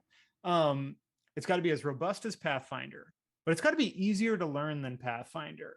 It also should have a bunch of setting material in there and like monsters and like, what if, and of course, starship combat. And so like we had all these must-haves and paginated it out. And it was like, guys, this is a 1,000-page, core rule book. And Eric's saying, that's great. We want all of that. And it needs to be shorter than the Pathfinder core rule book. Wow. So, and in a month's time. Yeah. We've got a great Driz book coming out that Bob put together, that it basically takes all those journal entries that Drizzt has at the beginning of the parts of the books. Yeah. And he's put them all together as the Tao of Drizzt. And they're in chronological order, correct? They're in chronological order, and that's coming out soon. And I think it's wonderful. I mean, I was really moved by it, and again, I love when I get the chance to, what I'm doing is communicating something that's of value. Yeah. Whether either it's totally entertaining, which is fine, but also something that really has a message that's valuable, that is going to help people in their lives. And I feel that with Drizzt. I mean, I feel, my theory is all great stories are about moral ambiguity. And that's what he faces is, how do I be a good person in an imperfect world?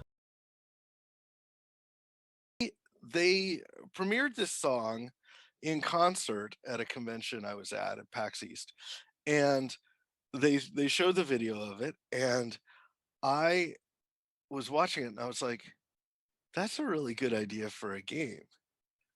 And so for the rest of the concert, I spent just sort of thinking about this game that was, coming into my head.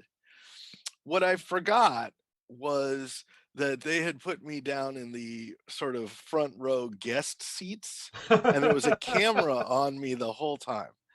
And so what would happen was you would see, Paul and Storm on stage, and then they'd cut to the crowd in this guest area, and everybody would be laughing and having a great time, and I'd just be sitting there going, and just like I couldn't be less interested in what was going on. Run story. I got to write Sparrowhawk for them. And then I got an email from IDW, from a great editor named Denton Tipton, who was in charge of Star Wars Adventures at the time. I was the only person who had read The Last Jedi script because I had to read it to write Phasma. And he was like, hey, as one of the only female comic writers on the entire world who knows who Rose Tico is, could you write us a comic? And I was like, yes, I could. Thank you. Nice. So that was my aim with IDW, was that I was the only female comic writer who had ever read the script, and no one else was allowed to read it. So I got to write those comics, which cool. You have a favorite class you play in World of Warcraft?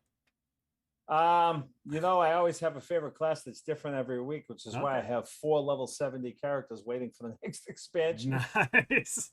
I like the Warlock. I use my Warlock for soloing because they're so overpowered. It's insane. I use my Paladin as my gatherer for herbs and mining because a Paladin, you can't kill them. Yeah. They're boring. It's a protection Paladin. You can't kill them. I'll stay alive. You're not going to kill me. But 3 hours later before I kill you, but I will. I could. Thank you. Nice. So that was my aim with IDW, was that I was the only female comic writer who had ever read the script, and no one else was allowed to read it. So I got to write those comics, which led to more Star Wars adventures. So I got to write Rose and Paige Tico. I got to write a Leia and Amelin Haldo story. I got to write a Padme and Jar Jar story. I got to write a David Attenborough-esque take on porgs. And then that led me to Marvel Action Spider-Man and all the work that I've gotten to do for IDW. So it was one of those. The way I usually describe it quickly, the elevator pitch, I guess. Yes, the elevator pitch. A guy discovers that he lives in a computer-generated reality, and that by manipulating this file that he's found, that he can change the nature of reality. And he immediately makes such a huge mess that he ends up escaping to the distant past, to medieval England, to hide out basically until the heat is off. And he figures he'll disguise himself as a wizard back there, using his ability to manipulate reality. And immediately he finds an actual wizard. And then, discovering things about that wizard and about how the world works back there, that's where the story begins to unfold. Yes, you were asking about the licensing process. With Batman in particular, it was a 2-stage thing. We do not have a direct license for Batman. We were able to work through our friends at Cryptozoic. And without them, there would have been no Batman project. Okay. Shout out to Cryptozoic. Yes, absolutely. Well, there's got to be more to it. But for years, I've listened to people's stories and encounters, and a lot of them don't make sense to me. But it's not my job to judge. I really just want to kind of be the sounding board for you who's having this experience, to feel like you have a safe haven, a place to talk without being judged. And then there have been shows where at the end, I think that was complete rubbish, total nonsense. And then I start getting emails from around the world of people going, I listened to that show and it really impacted me because I've had that experience the exact same way. And I thought I was going insane. I was suicidal. I got on drugs and alcohol because of that. Now I know I'm not alone. So I've come to the conclusion that, as absurd as things sometimes sound, they're impactful to others. And it's not worth just dismissing summarily because it doesn't make sense to my paradigm. We're talking about the Batman universe right now, but you had so many giant, overarching, multiple comic line storylines. You had, between Nightfall and Contagion, Cataclysm, one of my favorites, which is underestimated, the Brotherhood of the Fist. How do you how do you manage, because you've got all these different artists and all of these different people working on, this is a Catwoman comic and these are the people working on that, and here's the the artist for Nightwing, and here's this, and this is when these get released, and we got to tell a storyline that comes out chronologically throughout all of them and crosses over. How do you pull that off? Well, Denny picked guys, well, he didn't know if I was, but he knew Doug Bench was, he knew Alan Grant was, just dedicated to this stuff. We'd all play nice with each other, and we knew how to meet deadlines, and we were interested in the characters. We were very earnest about doing good work.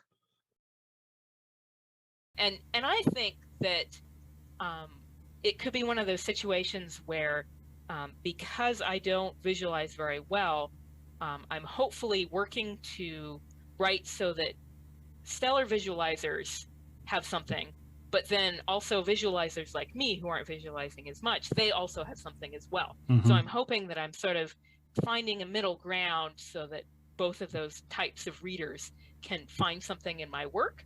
Right. And I think if I was just a stellar visualizer, I would just be sort of giving all the visualization that somebody like me would need, and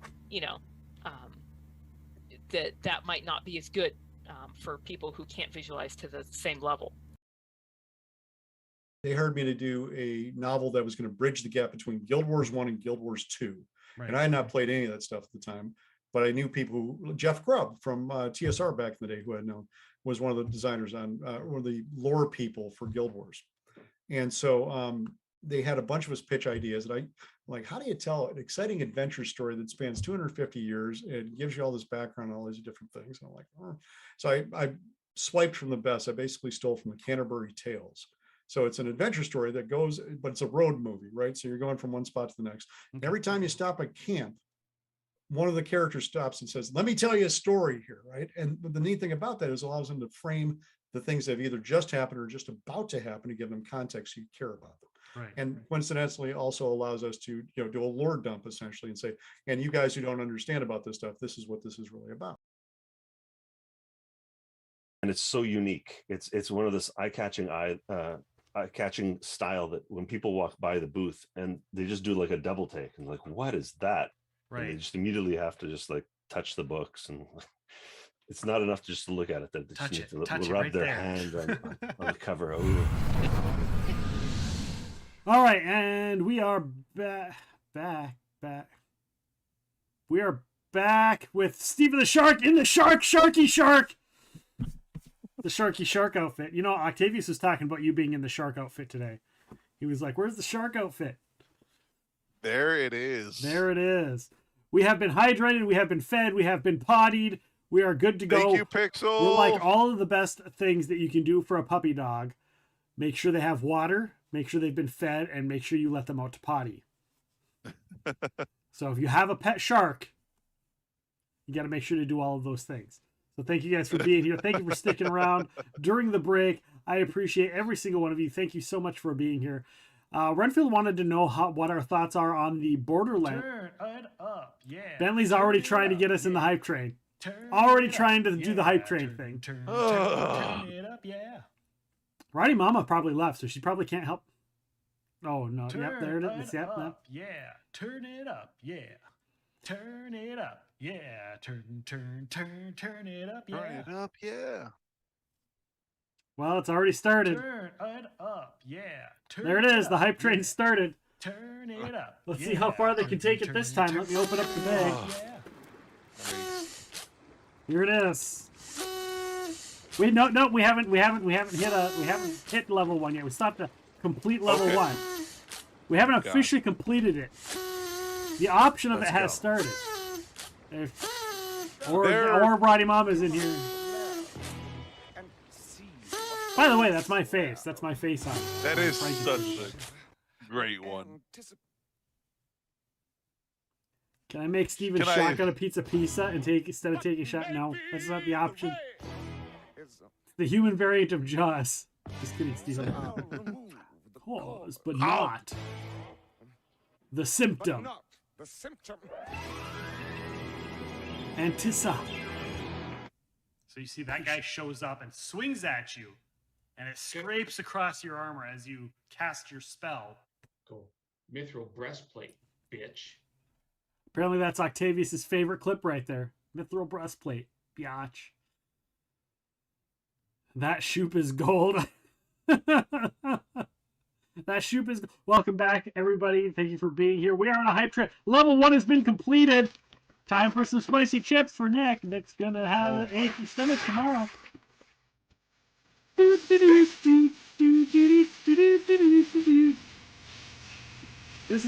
is here because of role playing, by the way. This song is on my list because of role playing. Thank you, Monkey Swag. Nick's gonna have a fucking hurting stomach. Mm-hmm.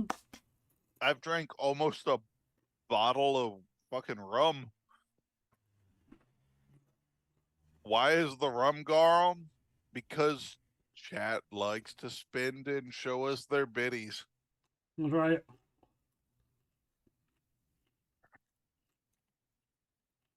Why is the rum always gone? That's why the rum is always gone. Oh, man. Oh. So before the break, guys, before the hype train, which we're on right now, oh my gosh, taking two at once is a nightmare. It is a nightmare. Oh. Partying on Monday like it's a Friday. Steven, I hope you ate a good amount of food I sent. Not enough, Pixel. Not enough. Got that going for me, which is nice. But we talked about tabletop role playing. We talked about game mastering and dungeon mastering. We will be talking about cooking and cocktails here in a minute. It just says cooking on there, but it should say cooking and cocktails. I added.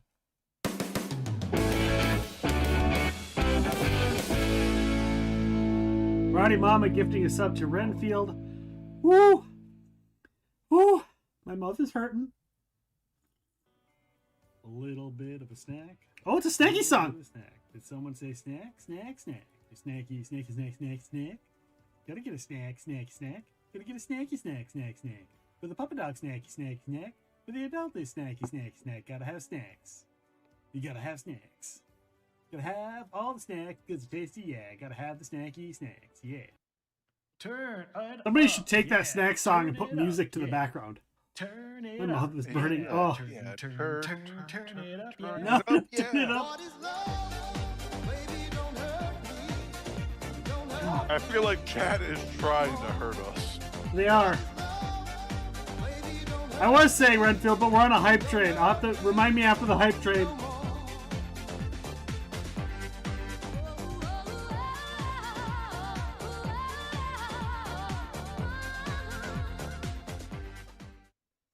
Thank you, Lyric, for that. Whew. Officially, Pixel will be singing the snack song to myself all the time. I still sing that. Thanks, Lyric. We hit a level 2. We completed level 2, so that's another shot there, Steven. Oh my god. I said I get to it, Renfield. Hold on, hold your horses. We gotta do the hype train first. I should have gotten chips. I told you. I warned you. I warned you. I made a bad life choice. You know these people. You know us. You know everybody. I do know these people, and I just Rolana Halo. Thank you, but also, fuck. That one didn't play. Yeah, I mean that's 100 or 500 biddies. I'll get that one up. I'll get that one in.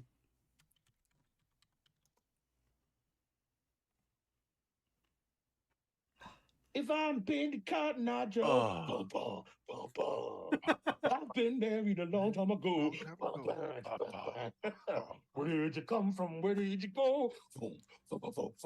This is one of my favorite clips. And there's someone like run through a building. Of yours, Epic. Like, thank you. That's why I got made alert. So many people love that one that. Yeah, no. We got turned into an alert. Him and you together. Holy made crap. for I don't even know like what I balls I said have. I That jumped didn't come into out this and right. I was like, Never how do mind. I fucking compare to that? Like I drink a lot, but that's about it. And there's the one that didn't play. Or maybe it did play. I don't remember. Another chip though. Level 3. Thank you, Roddy Mama, for hitting another level 3 and another shot. And it is official. After this, it's time for me to get a new bag of spicy chips.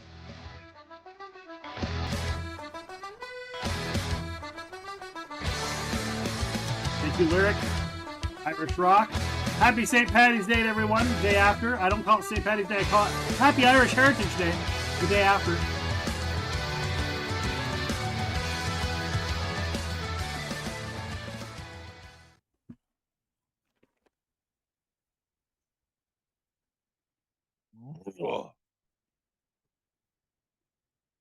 And I've got that one button undone. Yeah, me too. Me too. We're just both. Spicy bums. Yeah, that's already hurting. I can tell. If there's no stream tomorrow, you guys, you know why. Epic Realms can go fuck himself. What? What? Bentley? Shame. Why would you say such a thing, Bentley? Oh my gosh. I'm literally at the bottom of the bag. I'm literally eating the dust at the bottom. No, like for instance, if I say peanut butter and ladies. Yeah. Peanut butter and ladies. Lower them cams, boys.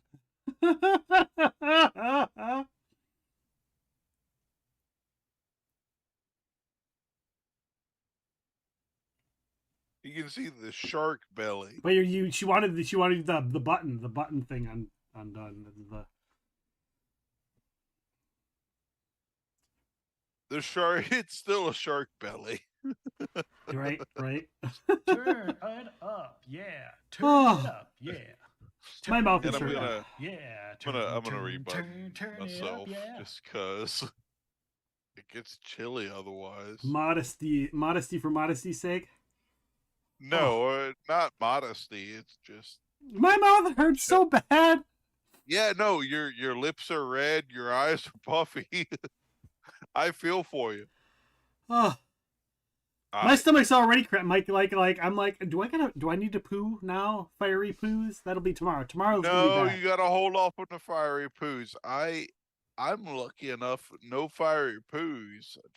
Just hangover. It's not too sweet. I think I'll be okay. But We're at 41% of the level 4 hype train with a minute and a half left. no, fuck you, chat. I don't think you can do it. Don't tempt them. You did that last time and you didn't learn your lesson? No, I didn't learn my lesson. I think chat is gonna fucking peter out and they're not gonna be able to do it. I don't think they can do it. Like 41% is the best we got. Maybe at max, if I'm being optimistic, they could hit 45. Roddy Mama goes challenge accepted. I think they could hit 45, but I don't think they're gonna pop another. I don't think they're gonna pop a 5. I don't think so. I think they got to do better.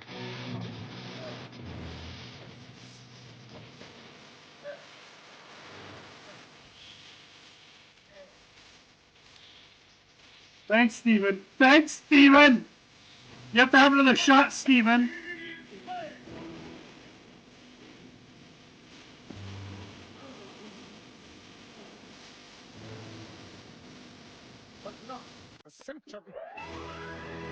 Yeah, that was a double. That was a double alert there. Sound alert and a thing in thing. And we hit the level 5. We're at 5% of level 5, Steven. Have a freaking shot, asshole. This is all your fault. This is your fault. I'm in pain because of you, Steven, because you made fun of the chat. I'm just glad that this is probably it and I don't have to do any more after this. Hey, Roddy, you think you can make it level 6? Oh, I don't think you could.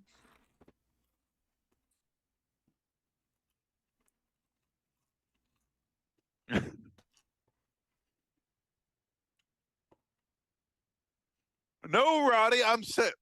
If I'm been to Cotton Eye Joe, I've been married a long time ago. I'm saying you can't hit level 7. That's what I'm saying. Do your shot, Steven. Do your shot. Oh! Let's go.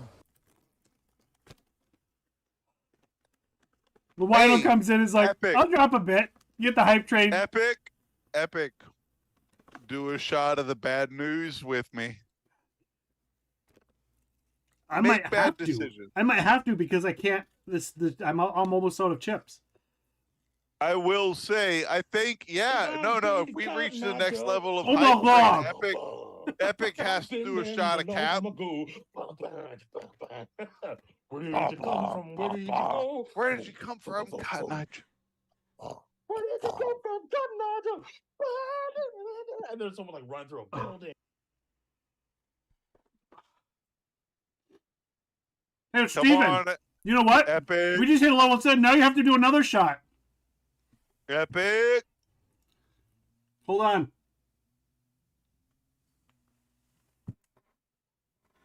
Ugh. I need to get a new bag of chips because I'm out. I'm going to have to, like, run out tonight. You need to do a shot of liquor with me. I have to because I'm out of chips. If I'm been to Cotton Eye Joe, Two shots. I've been married a long time ago. Where did you come from? Where did you go? Where did you come from, Cotton Eye Joe? And there's someone running through a building. I also feel like this is payback for all the times that I've gone in there and made her do shots and do drinks over the course of the last year. Because I would time it up when her and Identity were streaming at the same time, and I'd be like, I'd redeem on hers and redeem on his.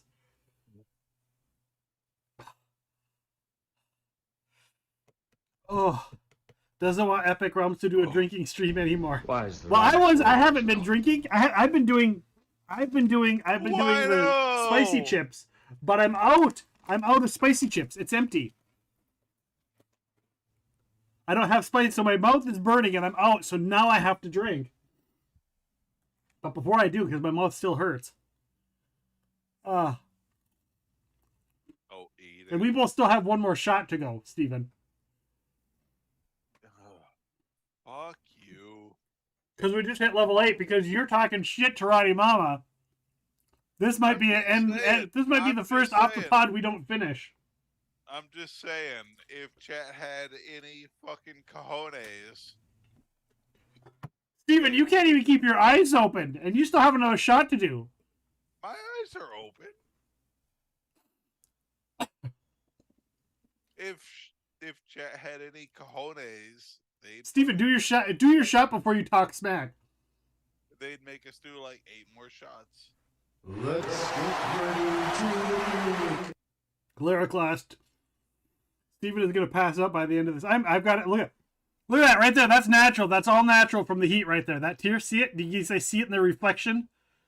I do, yeah. That's the heat. Because it stacks. That spice stacks. Plancha!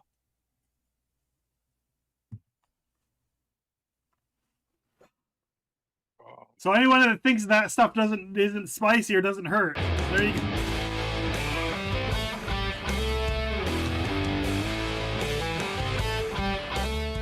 Oh, Steven, you're never going to be on Off the Pod again after this. I regret nothing. Did you say you regret nothing? Nothing at all. This town needs an enema. Oh. Have you checked your vitals?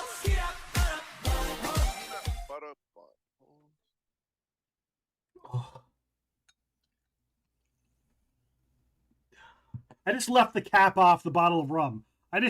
About to beat your last record? Whoa! Thank you, Lyric Lost. Thank you. Turn it up, yeah. Turn it up, yeah.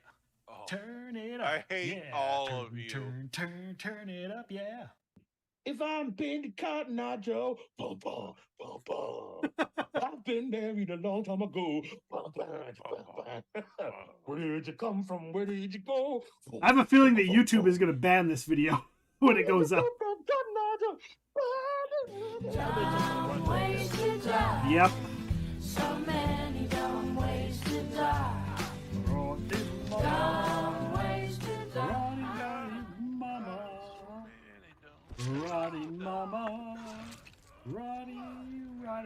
I'm just leaving the thing off of it. At this point, I don't even notice that it's Captain Morgan. By the way, do you guys realize that I have to drink Captain Morgan, right?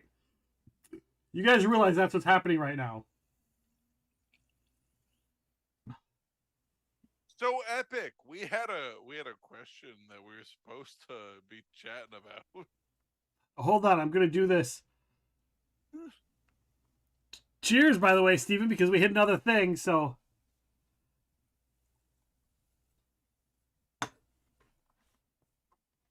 Guess who's calling into work tomorrow, Steven? No, I got this. He's got this, guys. Although, have you noticed? He stopped talking shit to Roddy. I think that's the last time he's talking shit. Roddy!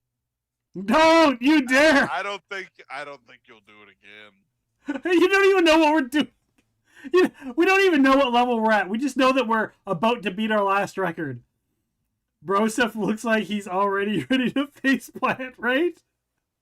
No, I'm fucking upright and all right, jury. Come up to the lab and see. It's gonna be so hard to hit this next level, though, guys. It'll be so hard. Her, jury. Let's get at her.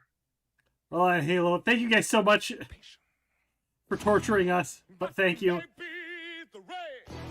Is really to blame. So I'll remove the cause. The channel all-time record is a level 11 at 23% is the all-time record. All I'm Complete level 9 with 15 tier 1 subs or 720 bits. That's what it's telling me. That doesn't dare fucking break the all-time record. What? I was gonna say chat can't break. Are you serious, Roddy? No, Roddy. I've been married a long time ago. Where did you come from? Where did you go? Where did you come from? And there's someone like running through a building. And Wino, gifting out a couple tier 1 subs. Damn, you guys, damn.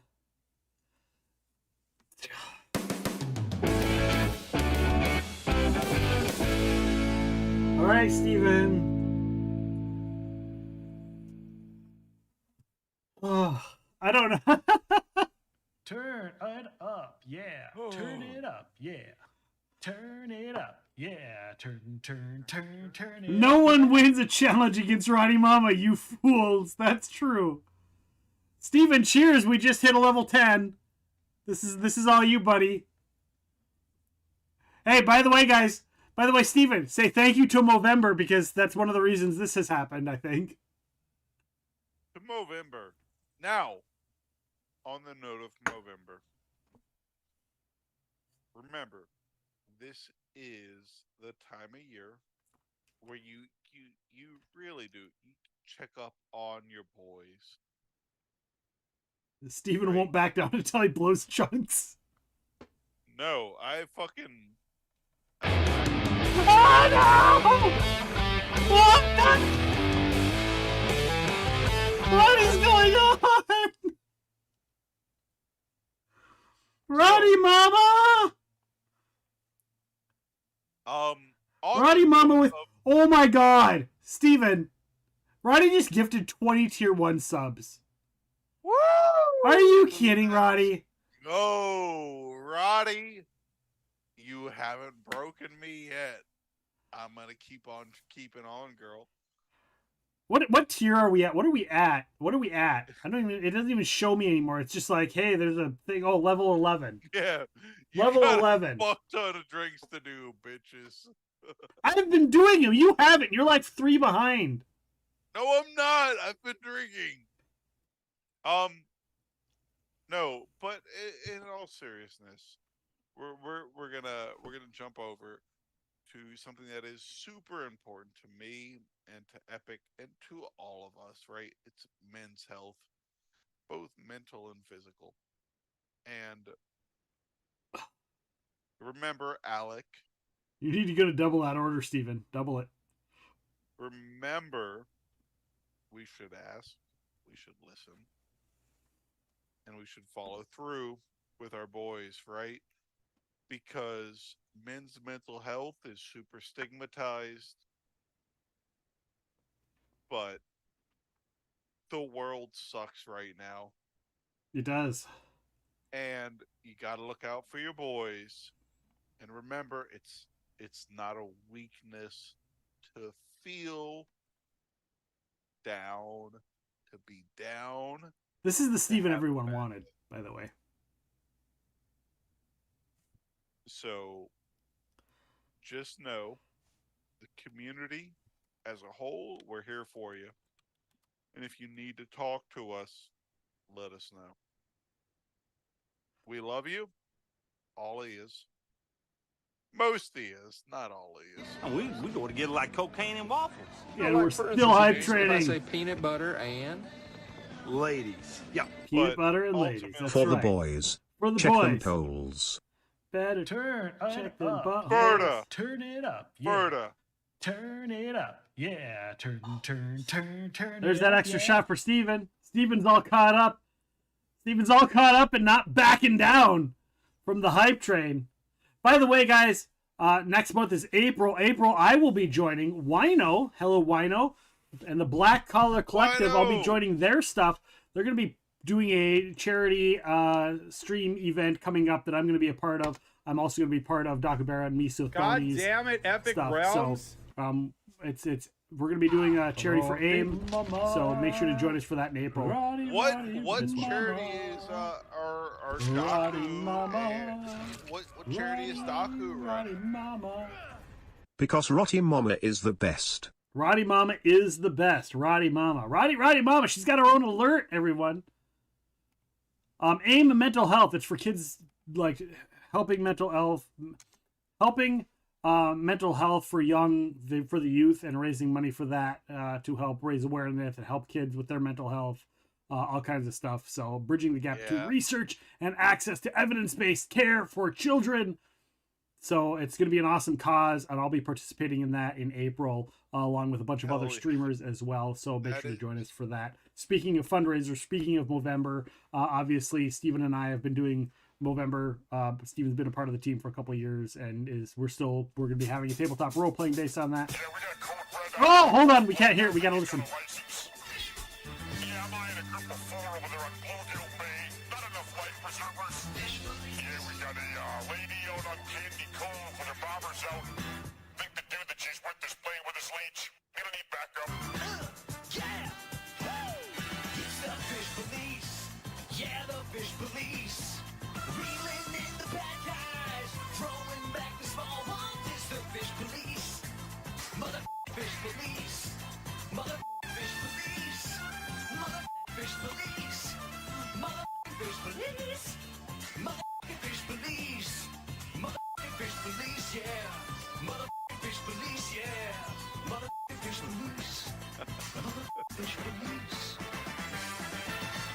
This is Jesse the Body. You're watching Fish Police. Fish Police is dedicated to the men and women in fish enforcement. Yeah, that's right. Jesse the Body. Jesse the Body approves of our level 11 hype train. Let's go. Oh, we had one too many drinks. It was only a level 10 hype train. We completed 10 levels of hype train. Oh my God, you guys rock. You guys rock. And we are. Let's go. Thank you so much. Maradi Mama wins. Thank you guys so much for that. What is the off the pod record? I think that is the off the pod record. That is the off the pod hype train record, actually. I know that our hype train has beat that, but that wasn't for off the pod. That was for something else. I think that was for something else that Steven the Shark was also part of. Wino says I have to take a shot because Mama won. Yes, I mean that's up to you. Epic, That's good. Epic. You want to take a drink with me? Do I want to? No, but I'm so buzzed right now from all of them and from the spicy chips, because I've got that after. There were so many spicy chips. I'm getting a high, off of the heat after the thing, then I won't even notice it as Captain Morgan. So why the hell not? Here you go, guys. Here's to you and here's to me. May we never disagree. But if we do disagree, fuck you. Here's to me. Cheers. Cheers. Oh. Oh. Oh. Oh. What's our next topic? Can we talk about Purpley Dove says, I'd be joining as much as possible. My daughter has bipolar and depression. That's rough, Purpley. That is rough, Purpley. I'm glad that you're here, and much support to you, much support to your family. That is, I have some similar issues as a kid growing up. My mom constantly thought I had ADHD and whatnot, and we're pretty sure that bipolar was something that I had and have and struggle with. Luckily, I have an amazing wife in Curly Girl who helps me through that, and she works in mental health as well. So thank you so much. But yeah, AIM is going to be a great fundraiser. Thank you, Wino, for inviting me to take part of this.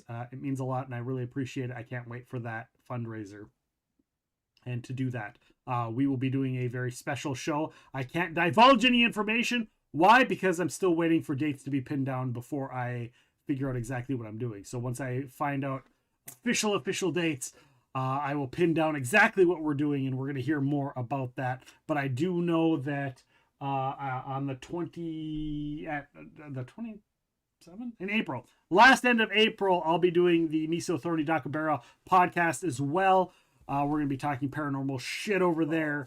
So that's going to be awesome. And hopefully that coincides with the fundraiser. So Miso and Daku are just awesome. Aces. They're aces. They are so wonderful. Yeah, we love them. We love them. Oh, 100%. They're amazing.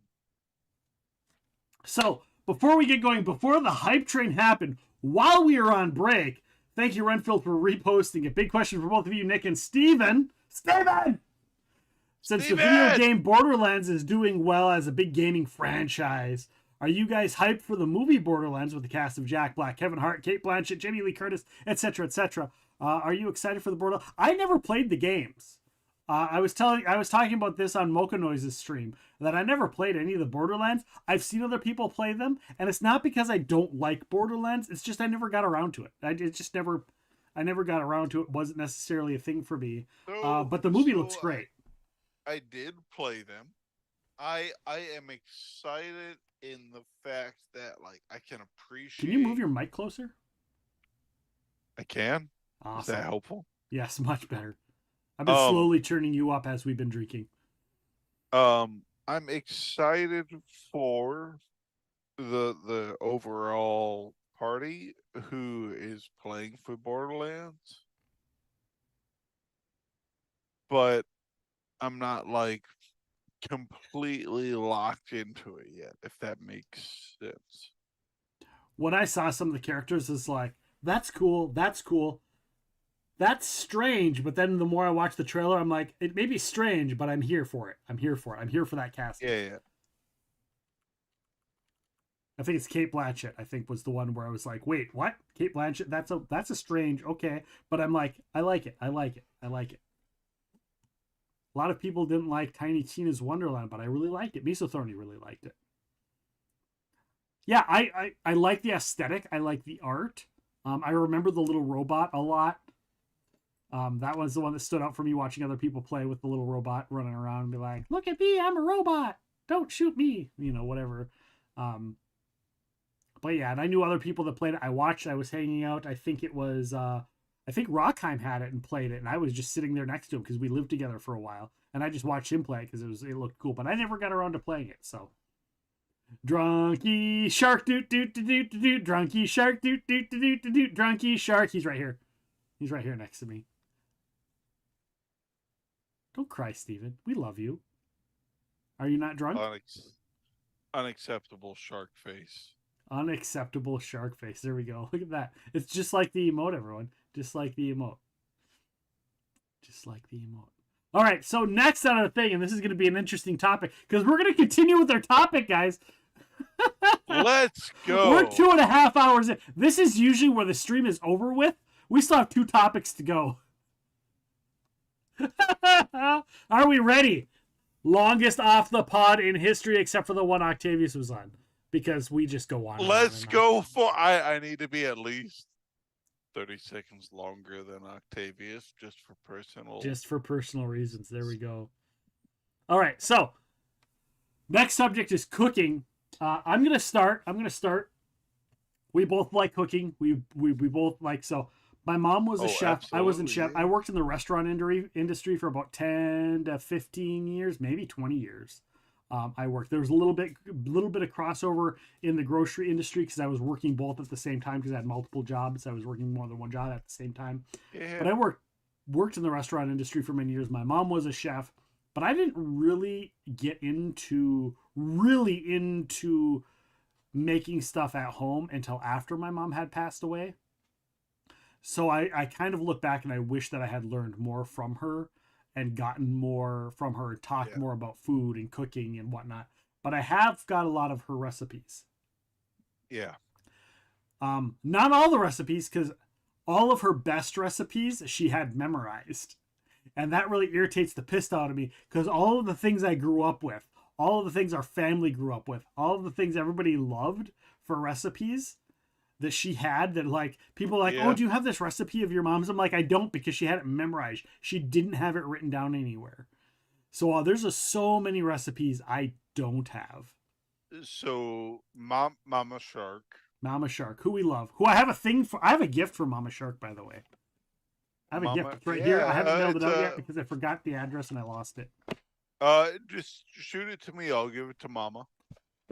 By the way, hold on. Let me pause the timer. Speaking of Mama Shark and the gift, Irina Elf. Shout out. If I have a mod in here that has brains, check out. Throw a shout out for Irina Elf. She made these awesome die 20 necklaces, and she has a shop. A mod other than me. A mod other than the newly crowned moderator known as Steven the Shark. So hopefully, I don't know if Pixel Nix can do it or Roddy Mama can do it. And you'd have to go find Irina Elf in the links to get the link. But so she makes these awesome, cool little necklaces. She makes masculine ones and feminine ones. This is the more feminine one. So go and check it out if you want a die 20 on a neck chain. Super cool. I will say to Epic and to one more time, who was the creator, Epic? Irina Elf.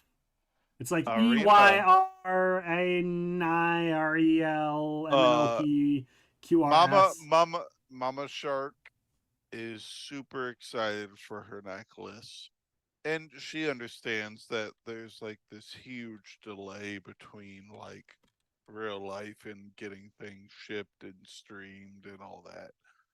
But Mama Shark is super excited. She saw the pictures and she was just like, "That's gorgeous. That's so cool.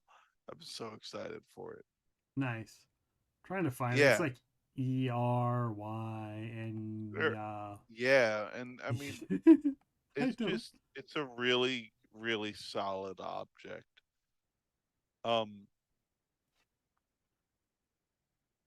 I'm trying to find her. I'm trying to find so I can do all the things, but my brain. Yeah. I've had a few. You guys were here for that hype train, where we were like, You've had a few. You've had a few. I had a few. You had a few more. You had more than a few more. I had a few on top of my couple.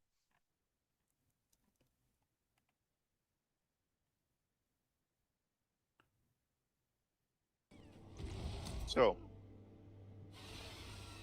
we are very excited. Yep, there she is. That's a rock. Go and check her out. That's not an owlbear. Go check out Irina Elf. Thank you, Roddy Mama, for finding that. Here's a clip. She has a shop. Oh, nice.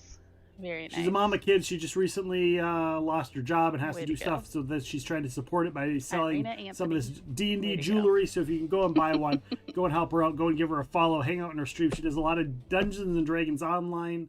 Amazing. And she donated these for Movember. She donated these She donated these from November, of which Steven the Shark's mom won one. And I still have to mail it out to her. Steven the Shark's mom and Rockheim both won one of these. And so, yeah. Awesome content creator. I don't remember what we were talking about. Oh, we were talking about cooking. It's your job. So yeah. Your mom cooks. Yes. So Mama Shark is the epitome of the southern mama, right? Where she's just like, I have to feed you. You're like, here's foods. I loves you. You're my family now because I fed you. And that's my ma. And it is a miracle I'm not bigger in the house. Because I grew up with here eat. I just changed the title of the stream, FYI, just so you know. Off the pod with guests. No, it's Drunken Hype Train Off the Pod. That's what I changed it to. I just changed it to Drunken Hype Train Off the Pod. That's fair. But yeah. So I grew up with I'm the oldest. With younger sisters. And my ma raised me with the mindset of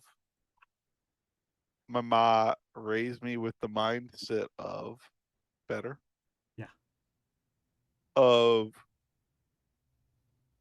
a real man knows how to cook, and a good man knows how to take care and feed his family, and not just provide for his family, but to make the food. To make the food for his friends and his family. That to be an adult, to be a grown person, to be a functional and, I don't know if it's appropriate or not to like say, but like to be a functional man,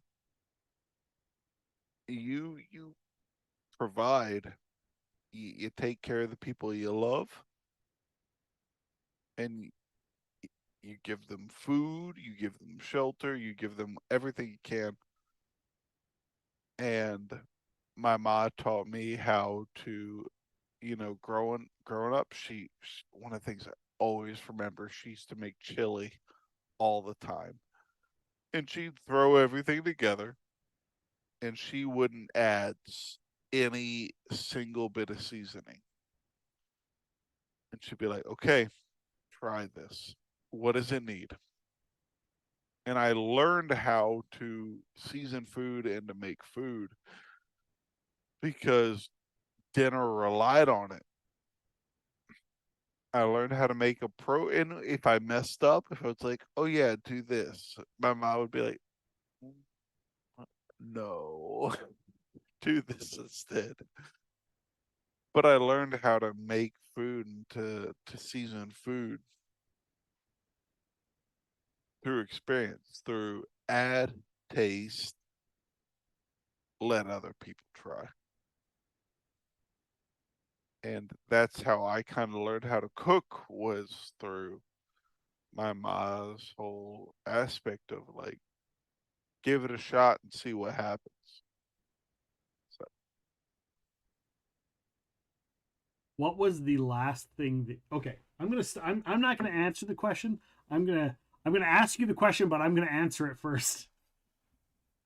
What was the last thing you did where you like made something up, or you kind of threw something together and you were like, God, this is amazing.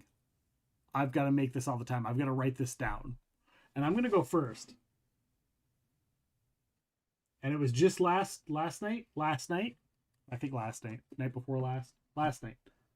Last night, I made a homemade General Tso's sauce. And I'm like, oh my God, this is so amazing, to the point where I went and I got an ancient recipe card and I wrote the damn thing down. Are you ready for this? Are you ready? Everybody Yeah. listening, if you want your homemade General Tso's sauce, write this down. To quote Van Wilder, write that down. Ready? 3 teaspoons of rice vinegar, a 1/4 cup of soy sauce, 2 tablespoons of hoisin sauce, 1/2 cup of chicken broth, 3 tablespoons of white sugar, 3 tablespoons of brown sugar, 1 teaspoon of minced ginger, 1/2 teaspoon of garlic powder, and 1/4, based on taste, maybe half, a teaspoon of red pepper flakes. Heat that up in a pan and then lightly add in 1 tablespoon of cornstarch as you whisk it. There you go. That's my last big cool recipe that I kind of threw together last minute, impromptu. General Tso's, super awesome, tastiness. Sounds amazing. That was that. Steven, how about yourself? How about you? And by the way, see you later, Renfield. Thank you so much for being here. Roddy Mama, VIP of the show tonight. Thank you so much for being here. Hype Train almost single-handedly brought that Hype Train to level 11. Of course, it wasn't single-handedly. Rolana Halo helped out. Wino helped out. Pixel helped out. So many people. Bentley helped out. Lyric Lost helping out. You guys are freaking awesome. Purpley helping out with that Hype Train. Thank you guys so much. Have a good night, Roddy Mama. Take care. Have a good one. Sleep Good night, well. Roddy. We'll see you at Ocdenticon for sure, and before that, I'm sure as well. Yeah. So overall, one more time.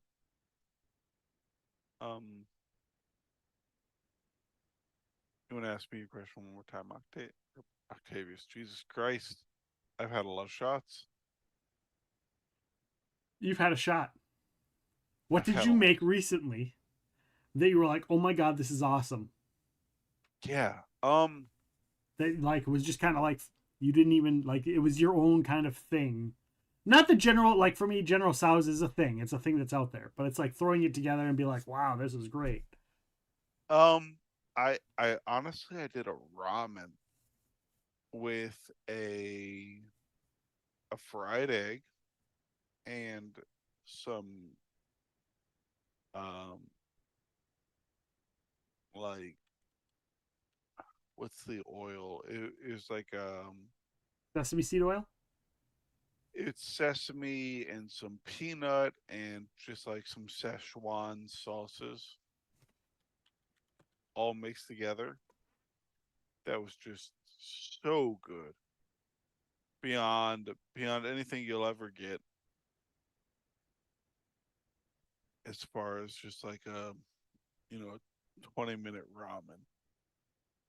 Do you do the soft boiled egg in your ramen? I do, yes. Oh yes. I found a Costco has a gluten-free ramen noodle, which is freaking amazing. I'm so happy we found that. And so we make ramen from time to time as well. I like making homemade ramen. I like it. What's your favorite stuff to put in your ramen? Ooh. Well, a fried egg right off the bat. A fried egg? Not a soft boiled egg? A fried egg. Oh, okay. Yeah. So soft boiled still like with the good yolk, but that like crispy whites. Oh, okay. Yeah. And then any kind of spice, any kind of heat to add to it. Always amazing. Like what do you do for your broth? 'Cause the broth is key. The broth is key for that. So if it's just like a rando whatever, it's typically chicken broth. Just a standard chicken broth. You don't do anything to modify it to Change it up. Scallions, salt, pepper, some kind of hot sauce is what I normally go with. I usually do a mix when we do ramen. We do kind of like a chicken and beef broth combo, and then we'll add some other spices in there as well. Usually like a garlic powder and some other stuff. Oftentimes my wife does more of the ramen seasoning than I do, and I really enjoy that. So, do you do any baking, or is it mostly cooking? Because that's two separate things. As far as I'm concerned, cooking is one thing and baking is a different thing. Those are two completely separate animals. So, baking is... Excuse me, sorry. You are excused, but just once. After that, it costs you. I might need more than one. Baking to me, baking is science. Hey, listen. Right? Pixel says ramen needs a good broth base. It does. It does. It does. And a good tonkatsu ramen is where it's at. But baking is an art. Sorry, let me rephrase. Baking is science. Cooking is art. You can tweak a recipe for cookies, but if you fucking deviate just based on your heart, you're gonna end up with some shit ass cookies. You have to have science. Baking is down to the gram. Right. Cooking is you feel it in your heart. It's art. Yes. Cooking is art, baking is science. Is that what you're saying? Yes. Yeah, I agree. Curly Girl says you got to add miso, ginger, and garlic to the ramen broth. Miso, ginger, and garlic. So that's that's my opinion. It's like, and there's both. Like I love to cook.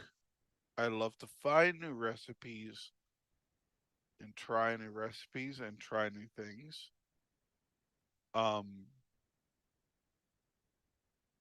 Baking, it's fun to find new ones. Cooking, I love. Baking, I enjoy. If that makes sense.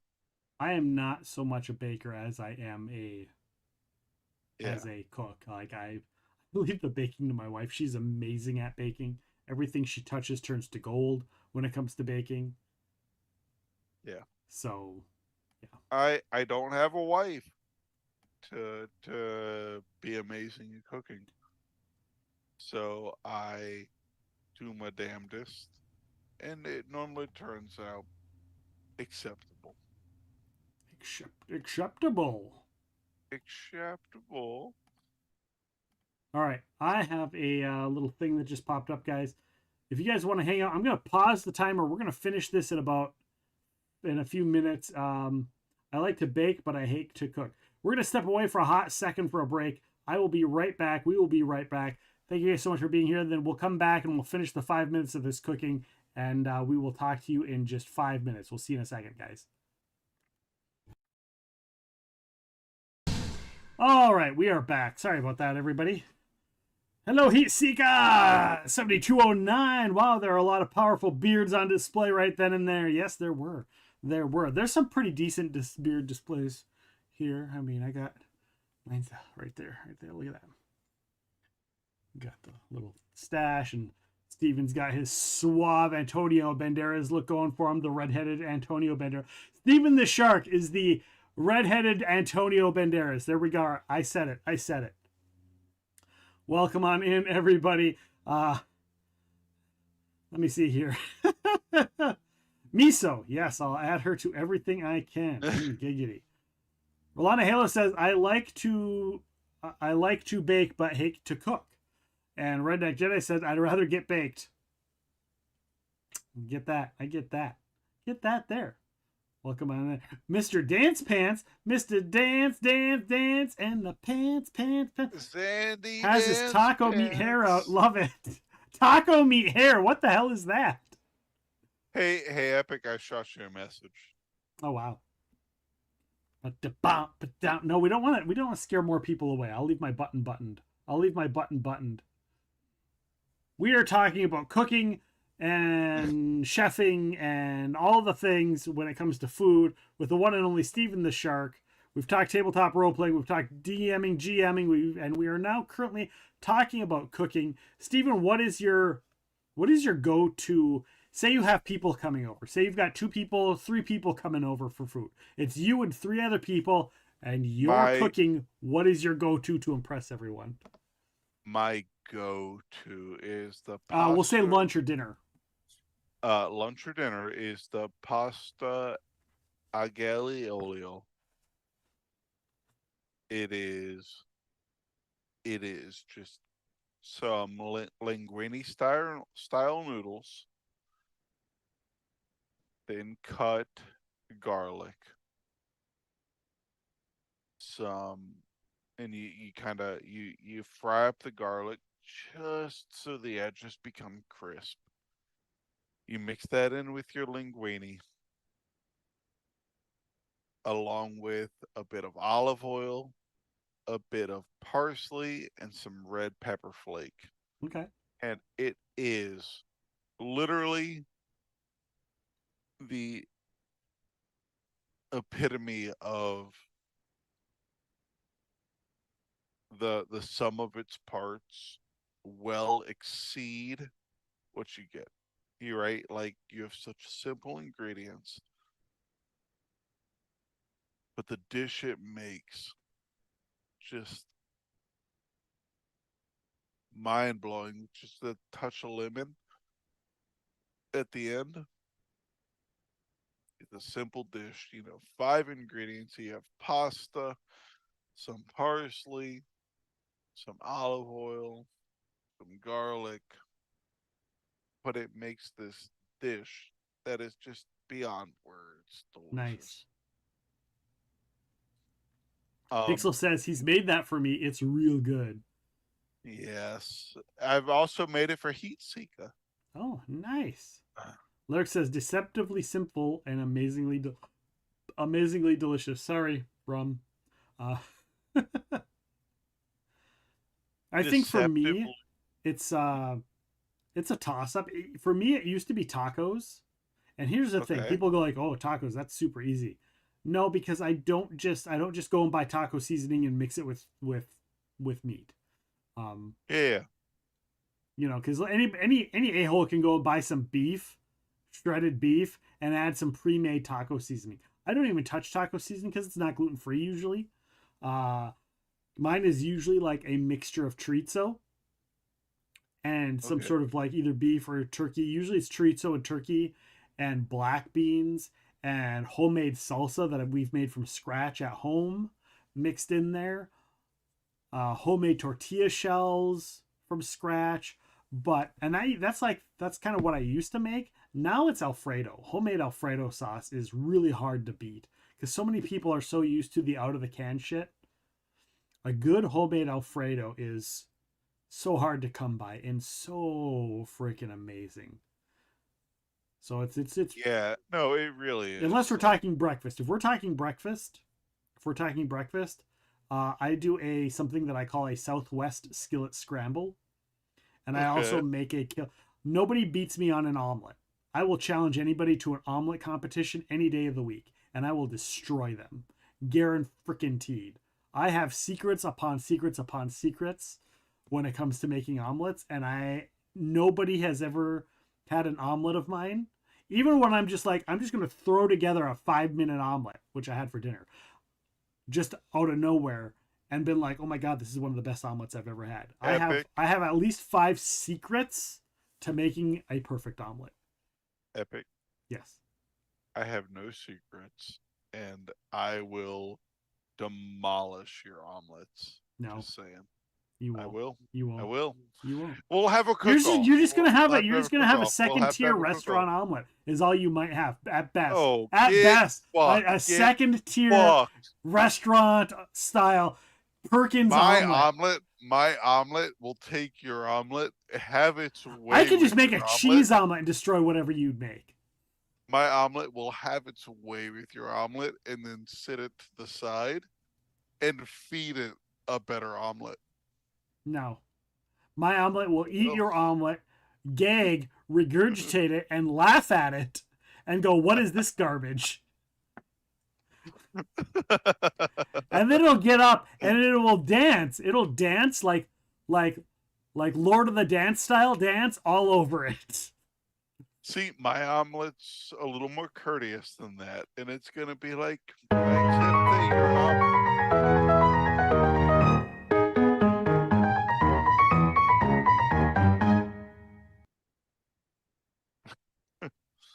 So next topic. Next topic. Do you want to do the next topic, or are we done for the night? I mean, you're the boss. No, you're the one that's had.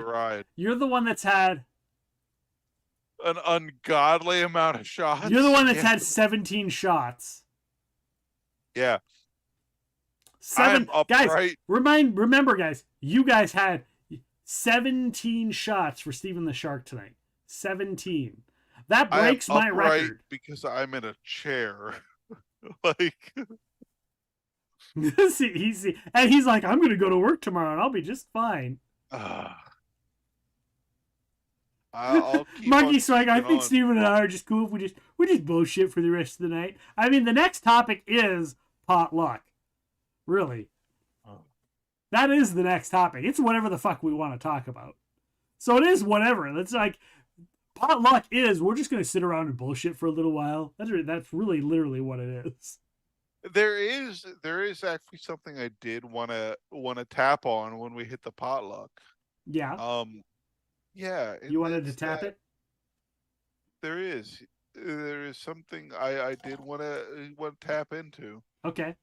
Tap it. Let's tap it. Let's hear what you want to tap. That's for myself, for Epic, for a handful of others of us, for those forever GMs, right? Players in tabletops, give it a shot. In this day and age, the knowledge of all of the shit is available to you. It's all right there at a couple keystrokes. It's available to you. Try GMing. You'll be surprised. There is something immensely satisfying to being a GM. Give it a shot. And if you any of you ever have any questions, if you ever have any issues. Steven the Shark redeems more water for Steven the Shark. Hello, Peaceful Groove. Welcome on in. I don't have any ice. I don't have any ice cubes, so you can still drink water for Steven the Shark. That's what the request is. I'd have to go and get water. Peaceful Groove wants to know, what's your favorite potluck dish you bring? My potluck is a mix. It's either the pasta aglio or Mama's chili. Mama Shark's chili is solid. Here's the thing for me. Usually when there's a potluck event, I'm the host. Yeah. So I usually make the main entree for it. Oftentimes, like, I'll make a turkey, like, from, like, scratch. Yeah. Well, I won't raise the turkey, but, like, I'll roast a turkey, or I'll do, like, the pasta or whatever, supply alcohol, because usually 9.9 times out of 10, I'm the host of all the potluck gatherings and events. If somebody said, "Hey, we're doing a potluck next week, bring something," what would I bring? I would probably bring something that could go well in a crock pot. I love myself making some barbecued mini wieners. I do love making those. They're simple, they're tasty, and nobody ever brings them. That is true. But a sauce, a chili is always good, but it's usually going to be something that's crock potable. Popcorn salad. Yes, the popcorn salad, Curly Girl. Coming in clutch with the popcorn salad. God. I don't have the recipe next to me. Maybe I do. I'd have my recipe box here. I probably do have the popcorn salad recipe. But we've got this popcorn salad that Zine made. Zine's mom made for a surprise party for him. And I got the recipe. And dear God, every time we've made it, people are like, popcorn salad? What is that? This is weird. And then they taste like, this is the greatest thing I have ever had in the life of things I've ever had. And it's literally like it's not quite like a potato salad, but it fits that like potato salad, pasta salad sort of feel, but with popcorn. Steven's like distracted. What are you looking at, Steven? What are you looking at? Pixel's giving me shit, so I'm yelling at her. Yeah, Pixel, what are you doing? He's trying to do a show, Pixel. He's trying to do a show, and you made him take 17 shots, and now you're distracting him with naughty pictures. Shame on you. Steven, pay attention to Epic. There you go. Shame, shame. Lyric says she usually brings desserts to potlucks. Lots and lots of desserts. Lots of dessert. Fucking calling me out. What did you expect, Pixel? He's had 17 shots because of hype trains here. I've had, I don't know, 6. I've had 6 because I was doing spicy chips, but I did extra ones just because I love you all. And it's not good alcohol either that you guys made me do. Are you gonna also define sharing naughty the pics naughty to Epic. pics to Epic? Also define them or just share them. I don't think she meant define. I think she just means share Pixel Nix's naughty pics to me, I guess, is what she's saying. I don't know. No, she's just gonna show you my naughty pics. Oh, that's okay. I've already got those. I mean, all you have to do is ask nice. Because Steven didn't buy chips. Steven didn't want spicy chips. Steven, by the way, those 17 shots that you took were only because you didn't want to do spicy chips. And now you will regret that. I regret it hard. Like, I'm gonna hurt. I mean, it's a difference of which end of us is gonna be sore tomorrow. Of the two of us, I'm gonna have a rough day tomorrow. But only once, maybe twice, I'll have a rough day tomorrow. Your day's gonna be rough, not quite as much, but prolonged throughout the entirety of the day. That's fair. I won't shit fire, but yeah, you're not gonna. Yeah. That's for sure. Peaceful Grove goes, what's your favorite system to GM? Speaking of tabletop role-playing. Favorite system to GM, Steven. 1, 2, 3, go. I love 5th edition. It's what I learned. It's what I got. I know how to run 5th edition. I like Deadlands. There's something about Deadlands. The system sometimes gets a little long when you get really powerful. You can't do it on stream as easily. Old school Deadlands. I like Mutants and Masterminds. I really enjoy Mutants and Masterminds. There's something about Mutants and Masterminds that says, hey, you can do whatever the hell you want, and it'll be fun. And of course, you know, a Pathfinder, D&D, that kind of a setting I like. Because to me, it's not necessarily the system. It's the world. It's the story that you're trying to tell. The system is there to help you tell the right kind of story. I'm not going to play D&D if I want to play an Old West game. I'm not going to use a D&D system. I'm going to use, you know, an Old West system. I'm going to use Deadlands for the system. Poker chips and cards and an Old West system just seems right to me. So to me, it's about what's kind of a story you're trying to tell. Depends. So if you want to tell a certain story, you have to pick the right system for that story. And that's just my opinion. So yeah, Peaceful Groove likes GURPS and Shadowrun. I have never played I've played Shadowrun. I've played one game. Sorry, I've played 2 games of Shadowrun, and they were both the same game. No joke. No joke. GM had a story in mind. He got a group of people together, wanted to play Shadowrun. I made a character. He played the opening of this campaign, and then he never got back to it. And then a couple of years later, he wanted to run this. He had this idea, same idea. And so he got a different group of people together, and I was the only person that was consistent. And he ran the same opening game, and then nothing happened again. And those are my 2 times I've ever played Shadowrun, and I still want to play Shadowrun. And I've got a fun story about that, but I can't tell it because it's a secret. And that's all we're going to say. Hello, Heat Seeker! Thank you for the follow. I believe that's enough. What's enough? You got to take a shot, don't you? No. That happened earlier. Remember when Steven followed me? That was the one, and I poured it in this glass. Remember me drinking out of this glass? That was it.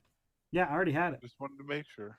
Yeah. Shadowrun is an amazing world and system. Yeah, I don't know enough about the system because I never really played it. The world is great. It really gives me that cyberpunk vibe, but then you add the D&D fantasy to cyberpunk.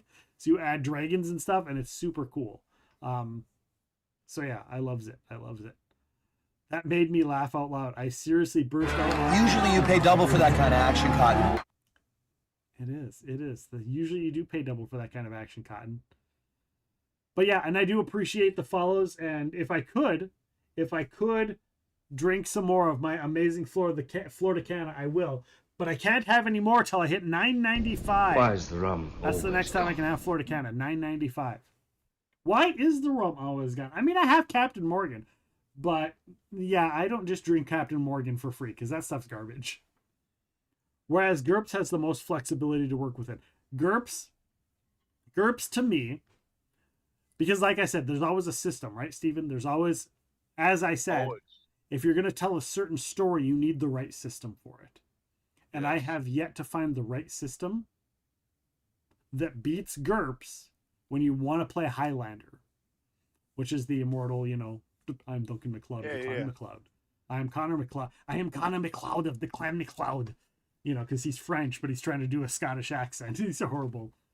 Juan Sanchez Villalobos Ramirez, Chief Metallurgist, King Charles V of Spain, and I'm at your service.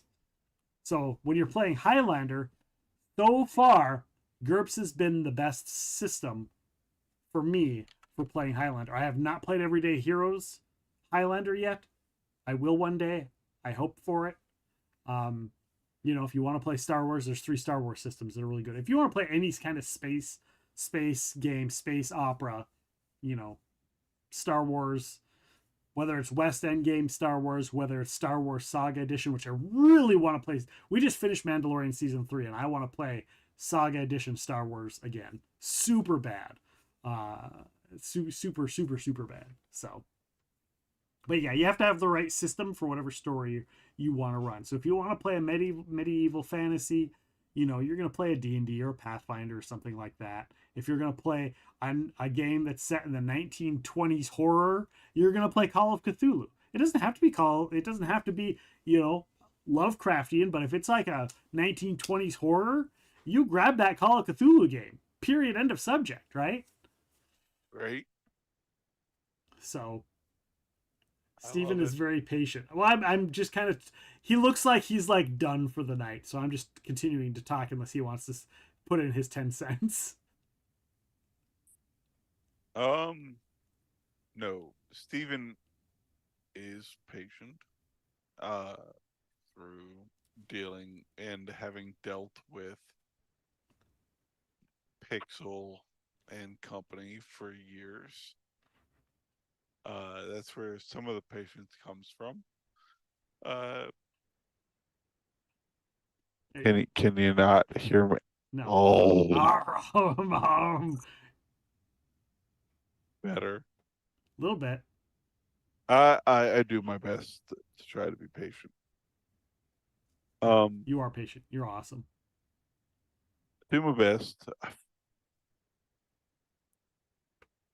A lot of it comes down to just being used to DMing, and it's just like, I'm gonna sit here and listen, see what my party wants to do, and go with it from there, and adjust my story as the need arises.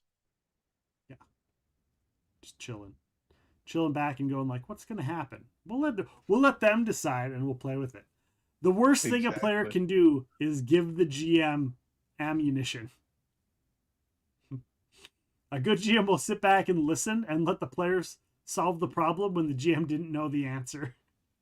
Yeah. Have you done that? 100%. Have you done that? Have you created a problem and then just waited to see what the players did and be like, hey, look, that worked out. You guys solved it. Good job. And they're Yeah, like, we really solved it. 100%. Yeah, you did a great job. I can't believe you figured that out all on your own. Man, that was really difficult. They're like, man, that was really specific.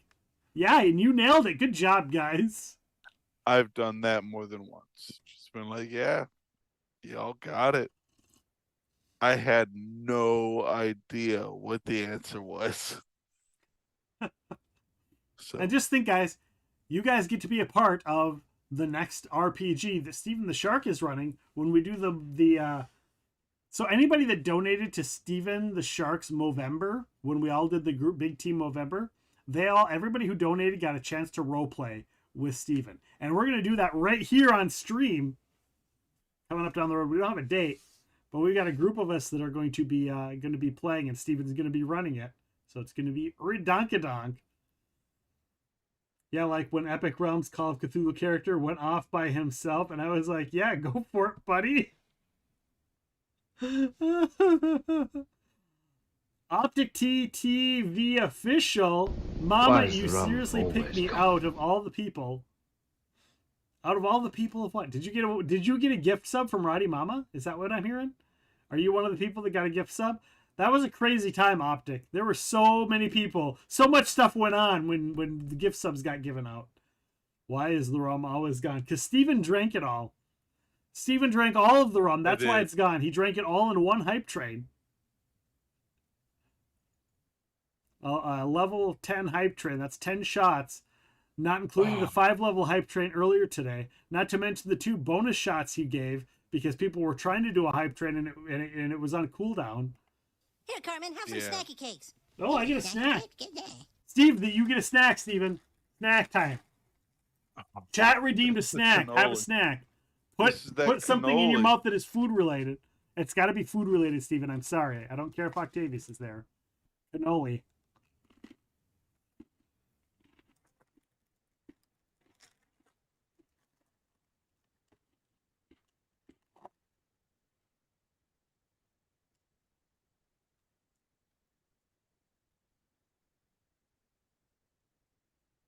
Steven can snack on water and then food. Food. Favorite snack, Steven? Favorite gaming snack? Yeah, you gotta finish eating first. I like M&Ms. Peanut butter M&Ms are a great snack. It's one of my favorite ones. I don't like peanut M&Ms. Of the M&Ms, peanut M&Ms are my least favorite. Oh, see, I love a peanut M&M. Don't get me wrong. If somebody's got peanut M&Ms and they're passing around, I'm not going to say no. But of the M&M variety, of the M&Ms of the world, peanut M&Ms are the lowest on my list. Peaceful Group says, I hope the alcohol was more top shelf because if it wasn't, eating after drinking is a mistake. It's a little bit of both, Peaceful. He has some top shelf. But he also has some Captain Garbage. He had some Captain Garbage spiced rum, but he also had Appleton Estate 12-year, which is really good. Peanut M&Ms are my nemesis. I can go through so many. I love peanut butter M&Ms. I like regular M&Ms. I like almond M&Ms. The mint ones that they do once in a while are pretty good. Yep. Steven, your shark costume looks a little bit more Jedi than shark. Just saying. And now it looks a lot more shark. Now it looks a lot more shark. Now it's Steven the Shark Jedi. Dun, dun, dun, dun. We're gonna need a bigger boat. Dun, dun, dun, dun, dun, dun. Peaceful Groove. I can't do regular Captain Morgan. Neither can I. It's disgusting. I can't stand Captain Morgan. And yet here I am, and I did shots of this garbage with him tonight. Oh. I've been sitting on this bottle. Look how much you guys have made me drink over the course of the last year since I've gotten this bottle. I got this bottle just for the stream because you guys like to make me choke down this garbage. Oh. That's no, it's not private stock. Yeah, private stock is my favorite. If you guys want to talk Captain Morgan, they had a special edition sherry cask Captain Morgan that was finished in a sherry cask that I had. I liked it so much that I bought a case of it for our wedding. A case of it for our wedding. Let me say that again. A case of special edition sherry cask Captain Morgan. And now you guys will always be able to troll me with, well, didn't you buy a case of Captain Morgan for your wedding? Yes, I did. Special edition sherry cask. Not cherry cask. Sherry, like the wine. Not cherry, sherry. SHERRY, not CH.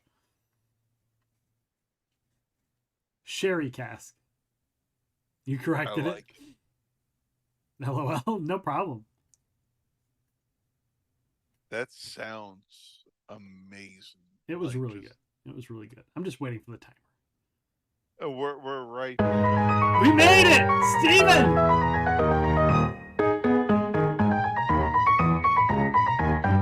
Steven, you made it.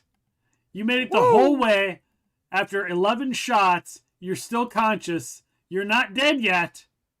Not yet. Steven made it. Now the porcelain throne a wraith. That's right. No talking to the dinosaurs. No talking to the dinosaurs. Oh, that's hilarious. That's awesome.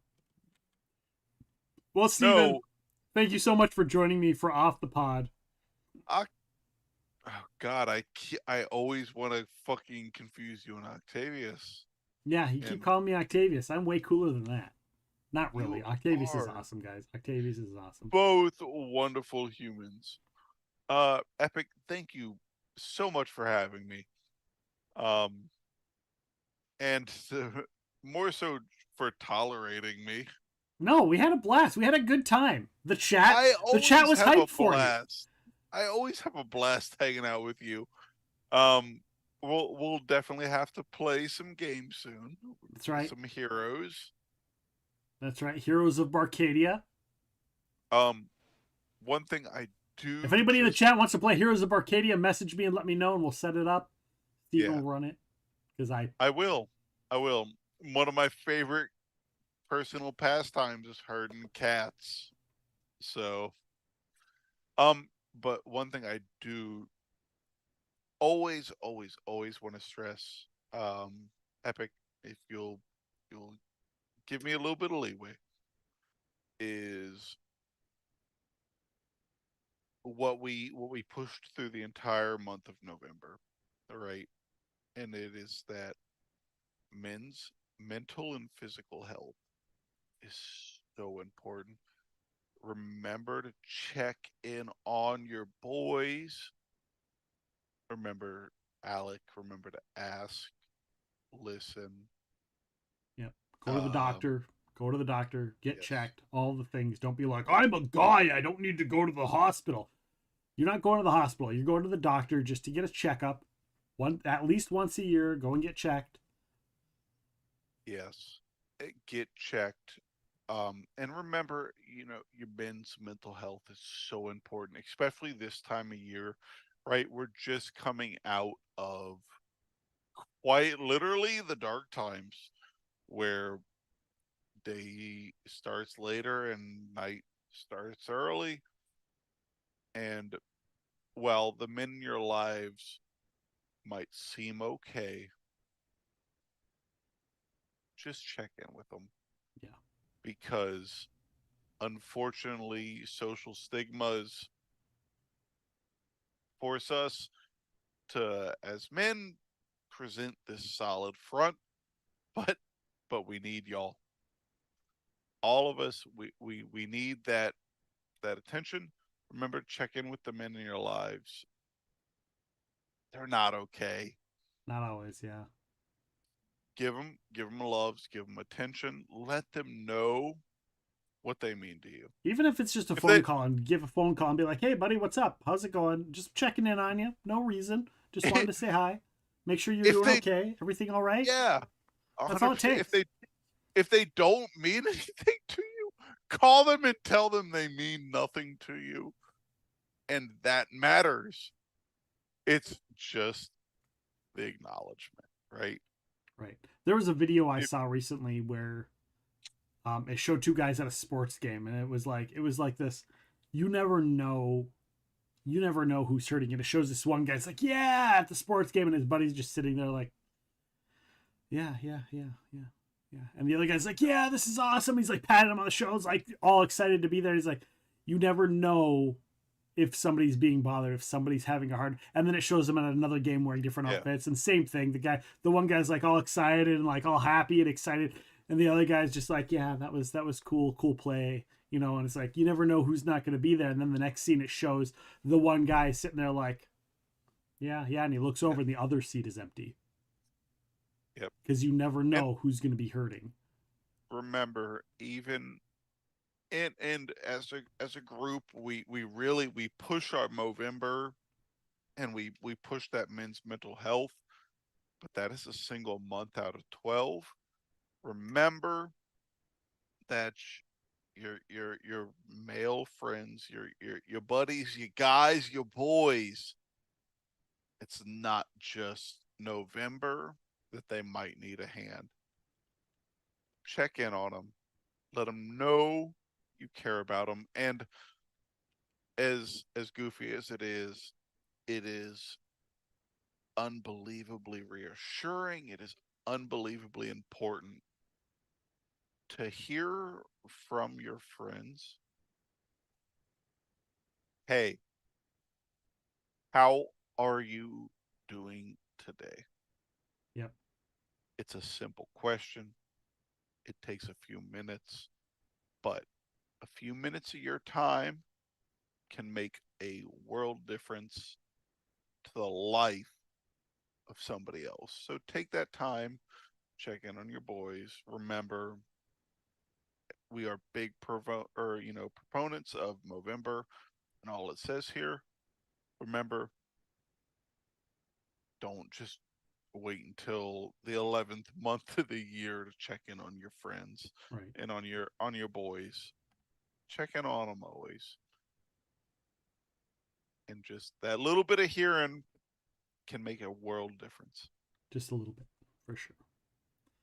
So yeah, thank you so much, Steven, for being here. Also, guys, remember in April, we're going to be working on children's mental health as well. AIM, all kinds of stuff there. We're going to be doing a charity, working with a charity event as well with the Black Collar Collective. So thank you guys so much for being here. We're going to raid on out to our good friend Killian Music. Amazing rock star of a streamer. So amazing. We love Killian Music. Thank you so much. Thank you, Steven, for being here. Guys, go check out Steven the Shark. Thank I have you the for shout out up having me, there. Epic. You can see it in the title. Guys, we will see you tomorrow at noon for some Skull and Bones. We've got the new patch going on right now. There's a patch happening. We get the new patch, all the new updates. We'll talk about it tomorrow live on stream. Skull and Bones, come and play with me. If you haven't played it, get the game. Come play with me. We'll see you tomorrow. Play with Epic. Play with me. Yeah. But right now, we're going to go and play with Killian Music, Rockstar, Dead by Daylight. Thank you guys so much for being here. Take care. Have a good night, and we'll see you tomorrow.